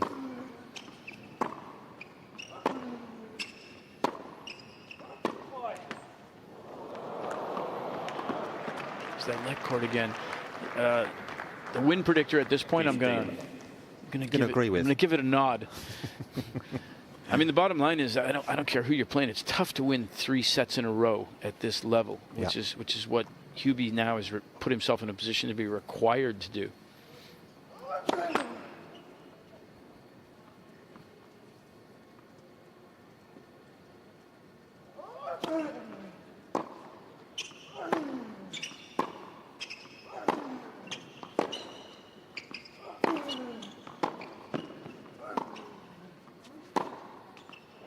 That's well played.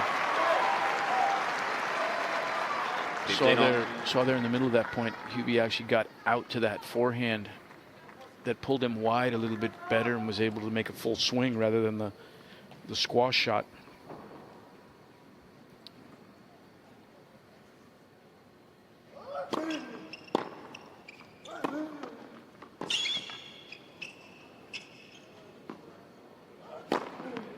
So much safety built into his two-hander as well, Brad, isn't there? It looks like he could just execute all day long off that one. As we see often with guys with very good two-handers, it's just so simple. There's just not a lot that can go wrong on that side. The racket head is so stable through the entirety of the swing.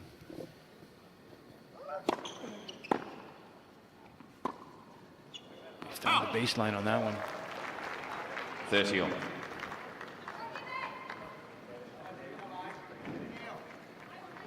His ball toss was actually quite a long way to the right there, wasn't it? So it really looked like the only serve he had was the one down the tee, on which he hit it.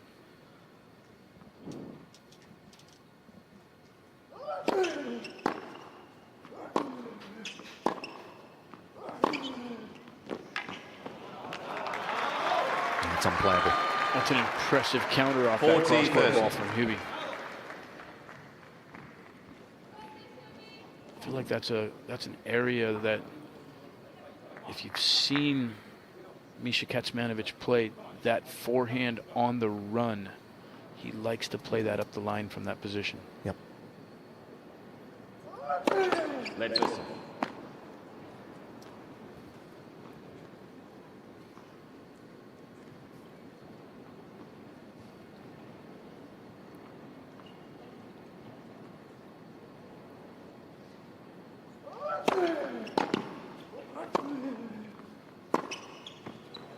Cain, Kecmanovic. There again, that forehand just a little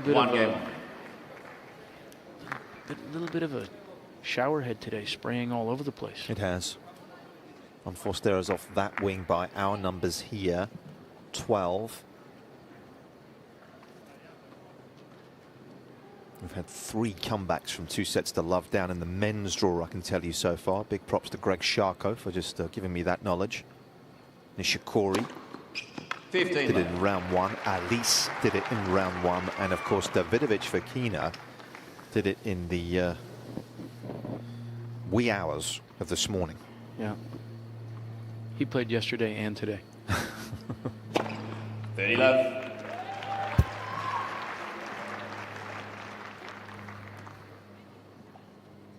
Disappointing for Roger Aliassime. Didn't see the match, but obviously having won in Adelaide, felt good about his tennis. 40 love. Greg's also just reminded me that we've not had a 5th set tiebreak this year, and we had 9, incredibly, in the men's draw last year. Cain Hurkacz.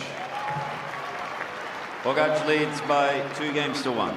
Very typical hold from Hubert Hurkacz, who leads 2-1 in the 3rd.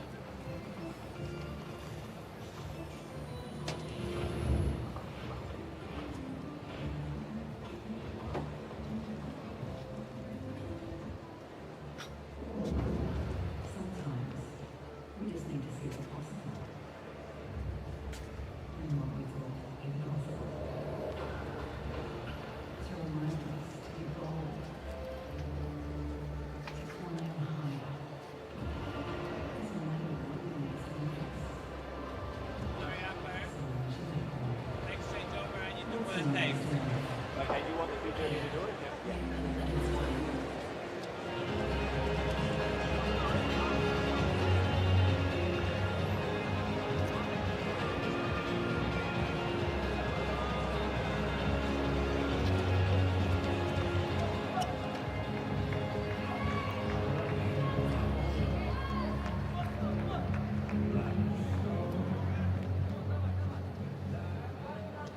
Long way back, but a couple of games here, and in the start of this third set, I hope this man drops his level at some point.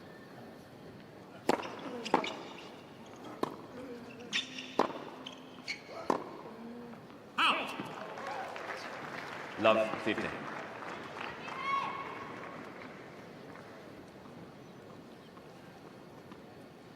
I believe that Hurkacz asked for the physio with the change of ends. That's an aggressive play from Kecmanovic. 15. Good first serve there.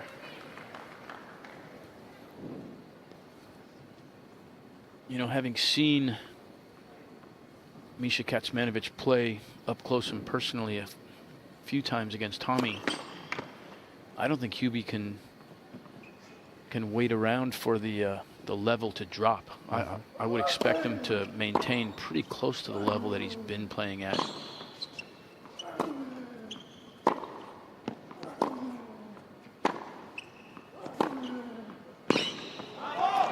I wouldn't say Kecmanovic has been doing anything really outside of the norm for himself. He's not pressing. He's not redlining his game. This is the way he plays. This is what the basis of his game is, and he's doing it extremely well right now.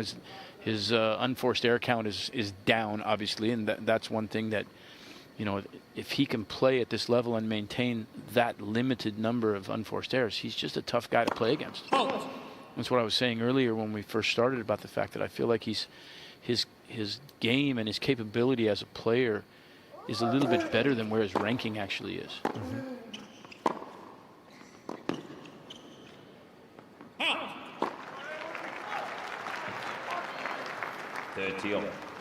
Hubie's been able to get a little bit more pressure on him at least here a couple times now to 30 all. Big point here again.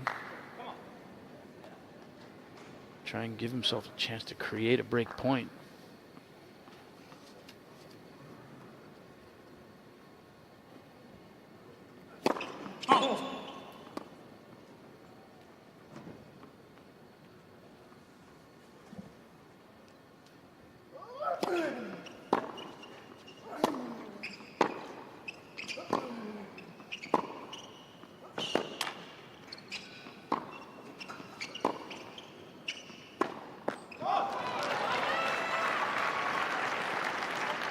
He had him under pressure there. He had him under pressure, and then again with the unforced error.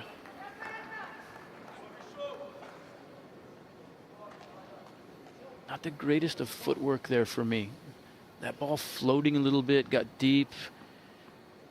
And from that far back, you sort of feel it's borderline criminal to missing the net from there, don't you? I mean, yeah, for me, he should have taken a little bit more of a drop step there, created a little bit of space, and shaped that ball a little bit more. You're just looking for some depth out of that ball.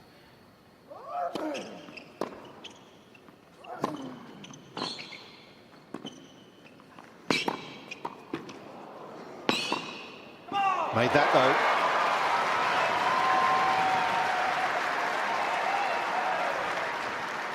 He's trying to get himself pumped up a little bit. Yes. Started after the last hold. He jogged to the bench after the last hold, and he's come out here with a little bit more energy. Ramping up the positivity a little bit. Yep. Kecmanovic is going to want to shut that down right now.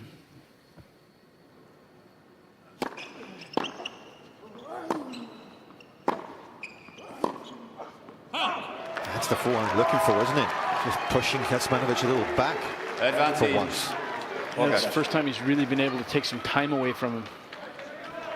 Made him look a little bit uncomfortable there for one of the first times. And the first break point that he's had a look at in the entire match, right here.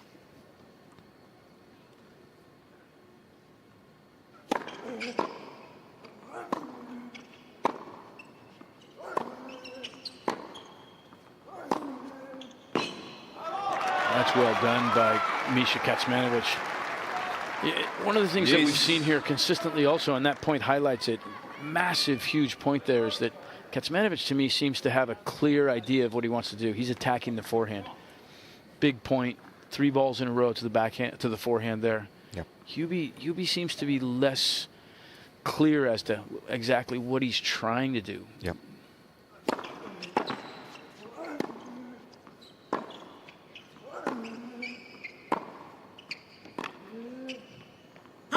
Advantage. Hurkacz.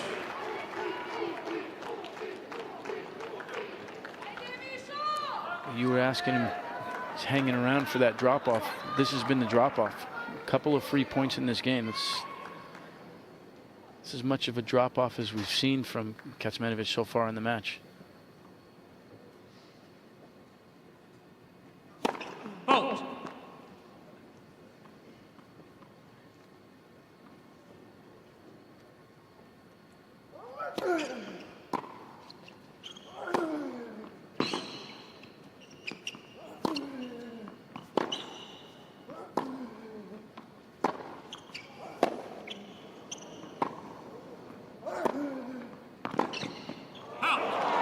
Out. Wow. There's a lot going on there, wasn't there? There was. Made him hit those couple forehands early in the rally, and then Hubie, the first backhand that he got, he really leaned on the ball, added a bit of pace, started to get a little ahead in that point. Kind of felt like he was favoured to make the pass as well. 100%. I felt like Kecmanovic actually kind of forced that approach a little bit.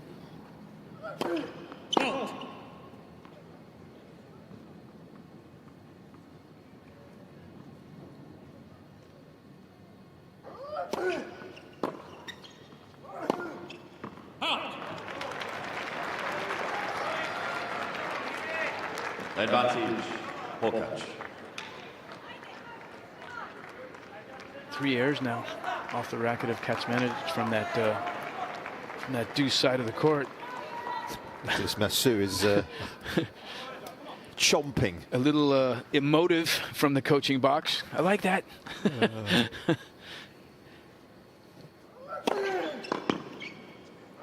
Interesting though, because of course he worked with Dominic Thiem, who probably personality-wise wasn't too dissimilar to Hubie, was he? I mean, is that a little unfair? Or Dominic obviously was pretty low-key, or not? I would say Dominic a little more intense than Hubie at times. You know? Maybe that's why Masu feels that he needs to try and pump him up a little bit. Yeah.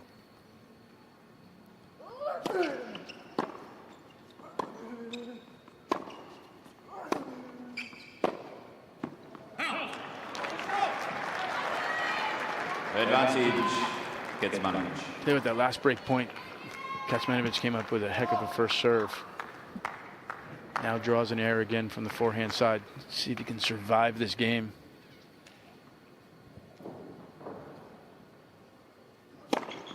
Game Kecmanovic. Oh, that's a big hold. 2 games off. But again, you probably got to think that as well as he played there, Hurkacz has really let him off a little bit, hasn't he? Absolutely. Absolutely. Definitely got away with that game a little bit.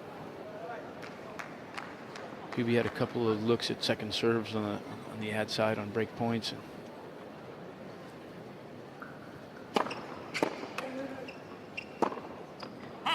wow. Love. 15.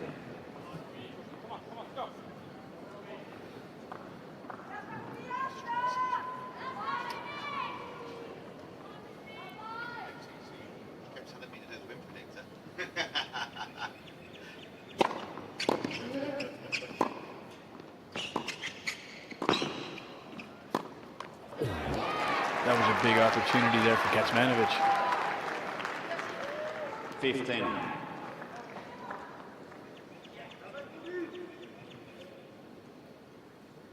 Kecmanovic, the only ever junior boy to win the Orange Bowl back-to-back years. Did it in 15 and 16. That's the 18s Orange Bowl. course, it's the World Championships of Junior Tennis.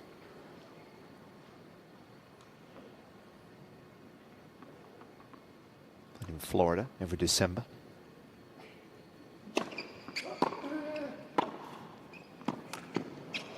Interesting look at winners actually of previous years before him. Stefan Kozlov won it in 14, Tiafoe won it in 13, Dominic Thiem actually won it in 11. It's not a bad group. Yeah, more recently Arthur Fils was a winner.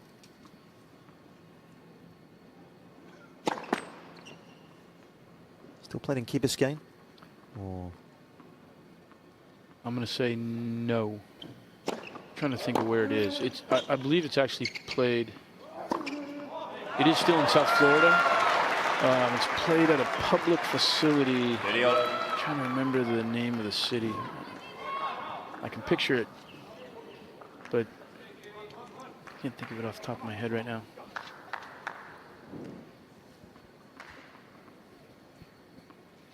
Big point now going the other way.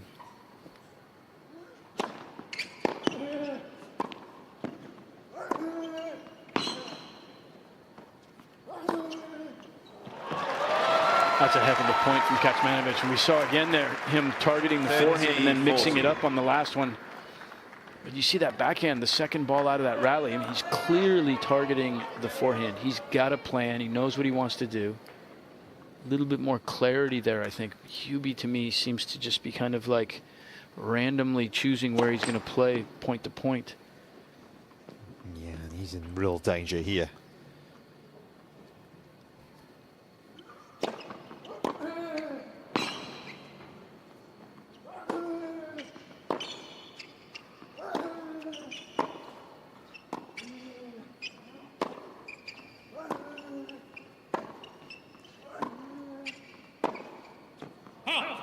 He's broken it down. New balls, Once please. again, he's been so frugal with the unforced errors. Misha Kecmanovic on 2 leads sets by and 3 now games a to break. 2.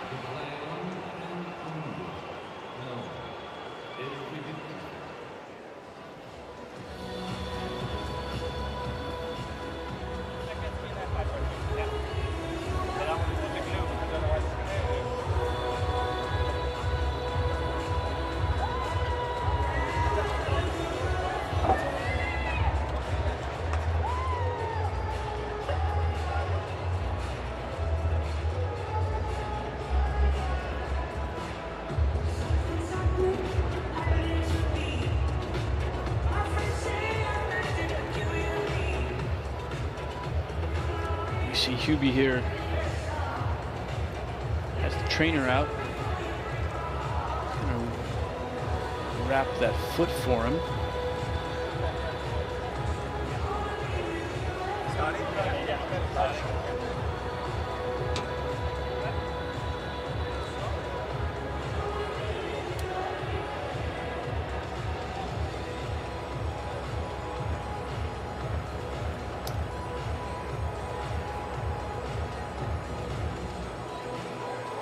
Ladies and gentlemen, Mr. Hurkacz is receiving a medical timeout.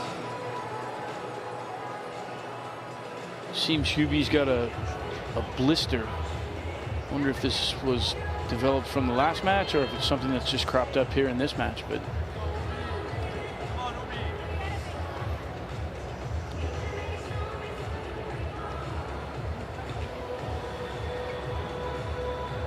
Yeah, he's got more problems than that, you feel, as well, in the big picture here. But whatever they can do here in the short term, I guess they'll just hope to try and stem the momentum that is firmly against him. 2 minutes remaining. Got to say, Kecmanovic has been outstanding though today.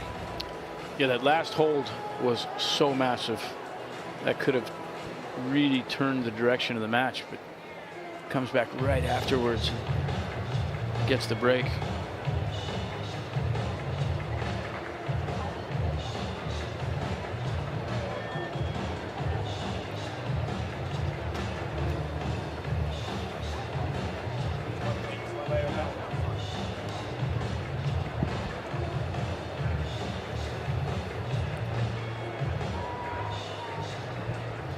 Fine player, Viktor Troitsky. He had one heck of a backhand on him.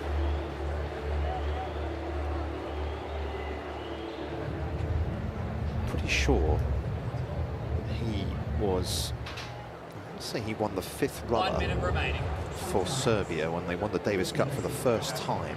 Is that a memory you remember or not, Brad? Let's have a look. Your memory's better than mine, Nick. You're younger than me.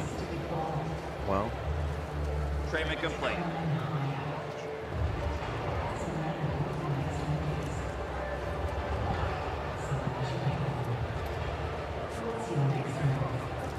yes, he did. He won the 5th rubber in 2010 when Serbia won the Davis Cup for the first ever time. What a moment. And he beat the remarkable Mikhail Lodra in Belgrade. How good was that? It must have been a very, very special moment for him.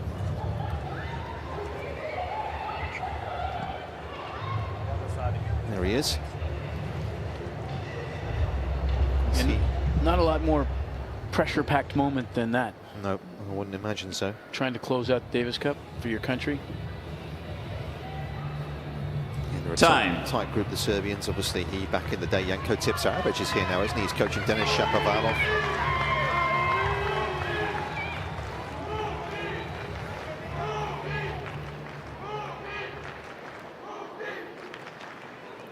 Hurkacz in real peril here, down 2 sets and a break.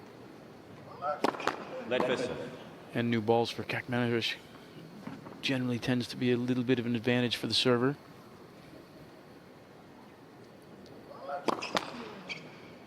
And he does toss that ball way to his right at times.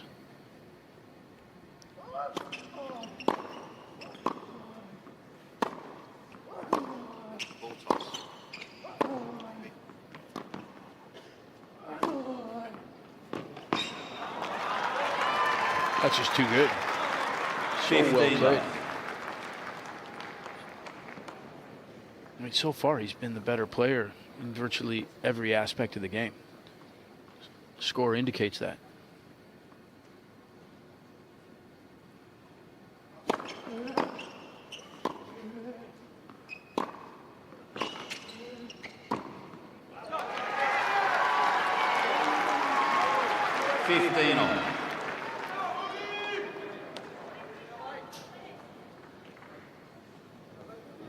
One of the few times we've really seen Hubie find some real offense.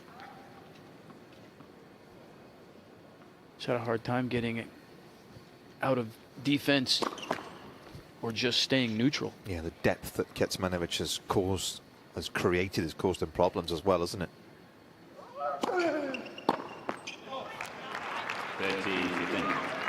What's wrong with that return? What's he trying to do there, Brad? That's the thing, isn't it? Because we talked about his return numbers being poor. He desperately needs a break. He hasn't had one in this match, and yet that's just not good enough, is it? No. At this stage of the match. Absolutely not. For me, that's... Again, it's an unforced error. 40. That specific return, Hubie's a big guy, and we saw his return position. At this score and with the significance of needing to get into the points, I wouldn't love him being in that close position. He was up inside the baseline there. He's a big guy. He's easy to jam, and Kecmanovic jammed him on a second serve there. Yeah.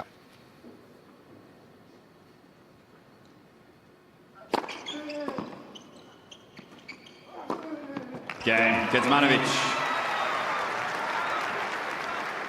More of the same. More of the same. More of the... Kecmanovic leads pretty by dominating, 4 really. games to 2.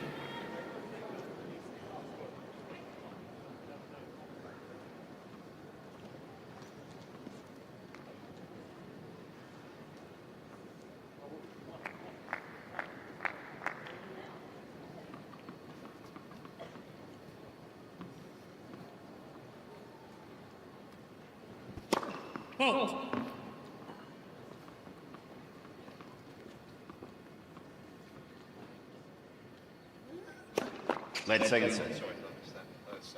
I'm just shutting my ear when you put it on. Yeah, no, I heard that. I didn't think you were doing that. Sorry, just shutting my ear. It's there. Love 15.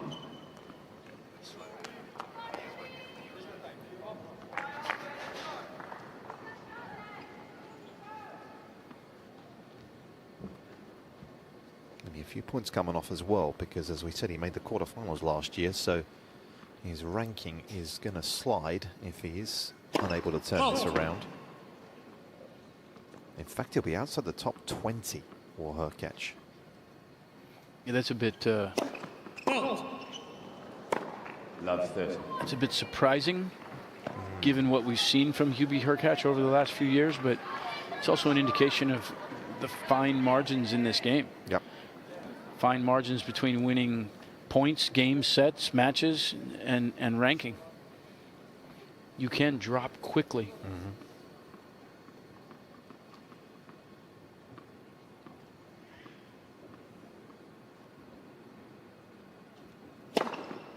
15-30.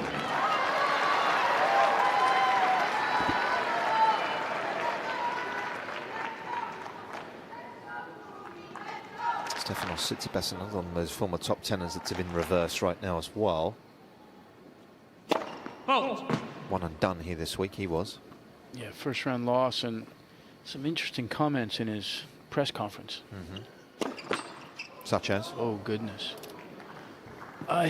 His comments about the pace of the game, the how big the game's gotten. He feels like it's changed just in the last couple of years, and I mean he was talking, you know, indicating basically that he felt that he was a bit overpowered in the match. I find that a little bit surprising. Virtual match points right here for 30-40. Kecmanovic. Hubie saves one with an ace. He's been able to serve his way out of these situations when he's gotten out of them. He hasn't been able to get out of them every single time.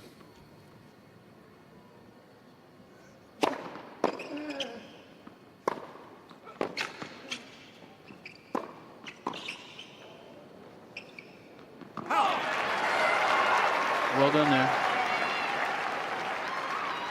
News. Put the brakes on. Looked like he might have given this Kecmanovic a little bit of a chance to get back in the point, but wasn't to be. Struck it with authority.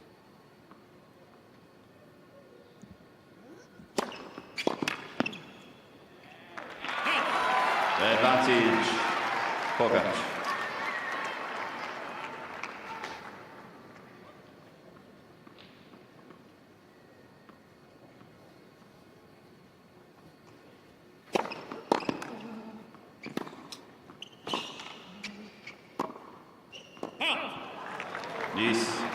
Not out of the woods yet.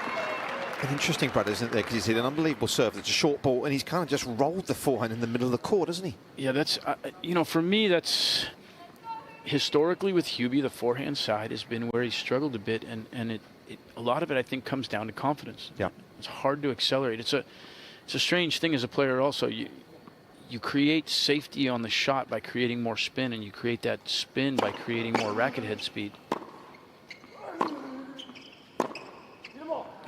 But when you get tight, it's hard to create that racket head speed. And it's just chipped away at it, isn't he? He's chipped away, and the confidence is drained from the shot. And there's not got much left here, time-wise, to rescue this situation.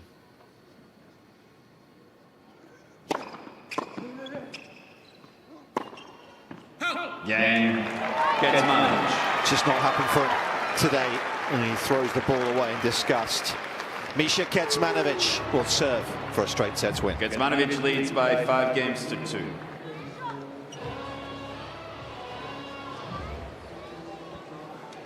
Lovely chip return that, wasn't it? Great depth. Yeah, it was I'm a fan of that play. Well, we heard about If you can, especially against a big server like Hubert Hurkacz, if you can block that ball into play on a big point like that, give yourself a chance. I'm Well, Miomir is playing very, very well out there, isn't he? Yes, we love his games. He proved that we would want him to go back to first 25 maybe. He's now for 51st, but he deserves to be way up. He proved his game, I think, also last year. We congratulate his Time. coach too. Thanks so much for joining us. Shot! You got one shot! Thank you.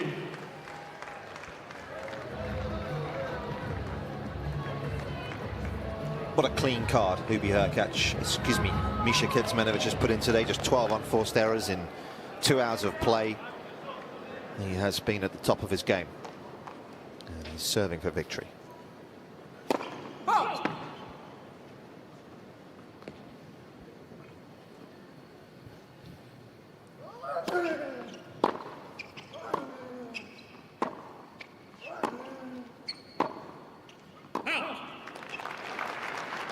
Left. I mean, it's the basis of tennis, right? Make less errors than the other guy. Kecmanovic has definitely done that versus Hurkacz today. Oh. Yeah, over and in goes a long way, right? Absolutely.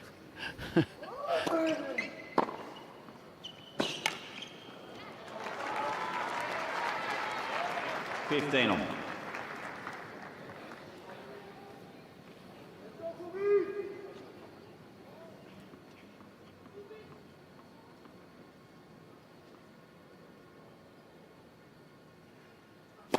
Oh.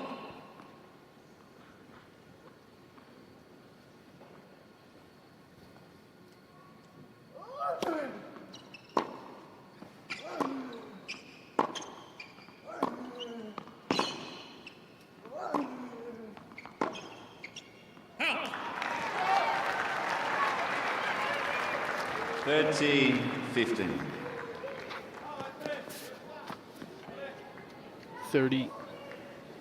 38 unforced errors. Here's the breakdown by set. You can see there Hurkacz's numbers have just accelerated as well.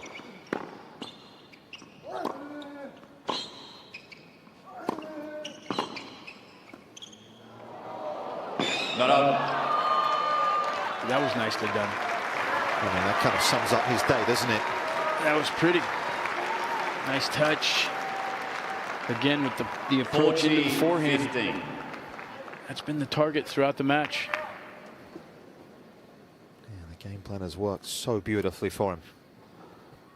Couple of match points.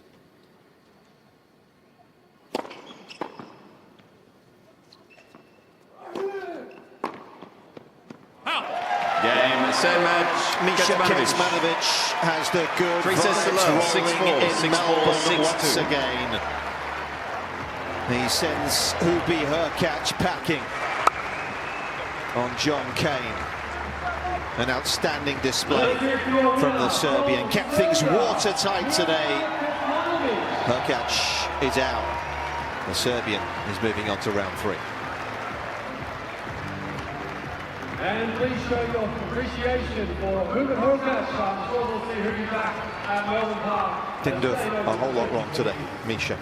Absolutely not. When you look at those numbers, the number of unforced errors that he made throughout the entirety of the match, we saw it broken down by set. I mean, he's just played really clean tennis. Got plenty of help from Hubert Hurkacz as well. Combination of those two things makes for a straight set win. Yeah, he raced away with that. Hurkacz will be outside the world's top 20. It's been a long time since he found himself down there. And he's got some work to do to turn things around, you feel.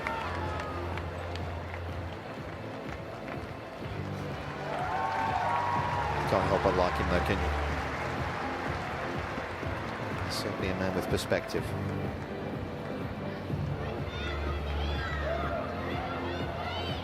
This guy's made the last 16 on 2 occasions here. You wouldn't put it past him doing so again. Berrettini or Rune up next. It is a tough section of the draw. Let's get a chance to hear from him. He's speaking with Duncan McKenzie. Well, Miomir, congratulations. You played absolutely awesome out there. You haven't seen the stats yet, but 32 winners to just 12 unforced errors. How would you assess that match? Yeah, I mean, it was amazing. You know, I'm proud of myself that I was able to play such a good game, you know, against such a good player, you know, at a biggest stage in tennis. So I'm really happy with myself, and, you know, hopefully I can keep it going. Hubie has one of the best serves in men's tennis. How are you able to read it so well and then get into the rallies? I guess, you know, just playing, you catch on a few things, and then as the match goes on, you kind of start to see a lot more. And then, you know, luckily I was able to do it today, but we'll see how the next one goes. The Australian Open is your best Grand Slam. You've reached the 4th round here in 2022 and 2022. You're now through to the 3rd round. Why do you love playing in Melbourne so much? What's your secret? It feels like home, you know. You see there's a ton of Serbian people here, so definitely, you know, definitely feel good here, and, you know, I'm happy that I'm able to stay here for a few more days. And also, finally, being from Serbia, you've had the pleasure of playing doubles with the great Novak Djokovic. What was the best part about playing doubles with Novak? The best part is that, you know, you're always going to get the return back on his side, and that's almost a guaranteed point. So it's nice to have him on your side for a change. Okay, well, congratulations, and we'll see you in round 3. Miomir Kecmanovic, everybody.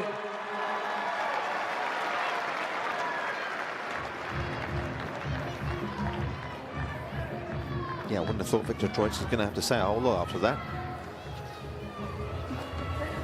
Evidence was all out there on the court today for him. You were on the receiving end of it last year, Brad, so as you said, we know what he's capable of. Yeah, I saw it up close and personal last year way too much. We've seen it twice. Tommy's lost to him twice here at the Australian Open. So well aware of what he's capable of and how good a returner is, how clean the backhand is. He was hit the forehand. He served extremely well today. Yep, these are the numbers. Pretty lopsided, in fairness.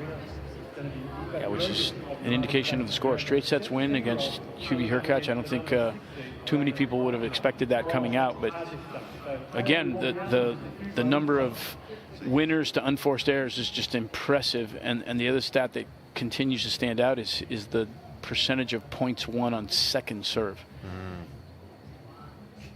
Yeah, that was a magnificent display from the Serbian, who's through in just an hour and 51.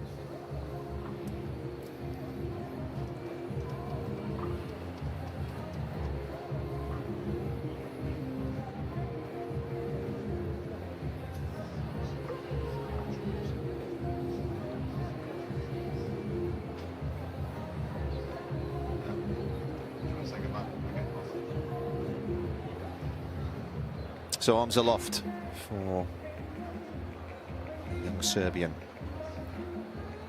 Certainly enjoys the conditions down under. Undoubtedly came here having had a good run in Adelaide, having made the semis there. Hurkacz was outplayed pretty much from start to finish. The tone set early with the break, and he didn't really look back thereafter. This section of the draw, we can see, is a strong one. He'll take on either Berrettini or Rune. Of course, Berrettini having beaten Cam Norrie in round 1. Rune needing 5 sets. Jannik Sinner looming large. He'll be in action tonight. He's first up on Rod Laver. We have a ladies singles match coming up here very shortly, so we'll say bye for now.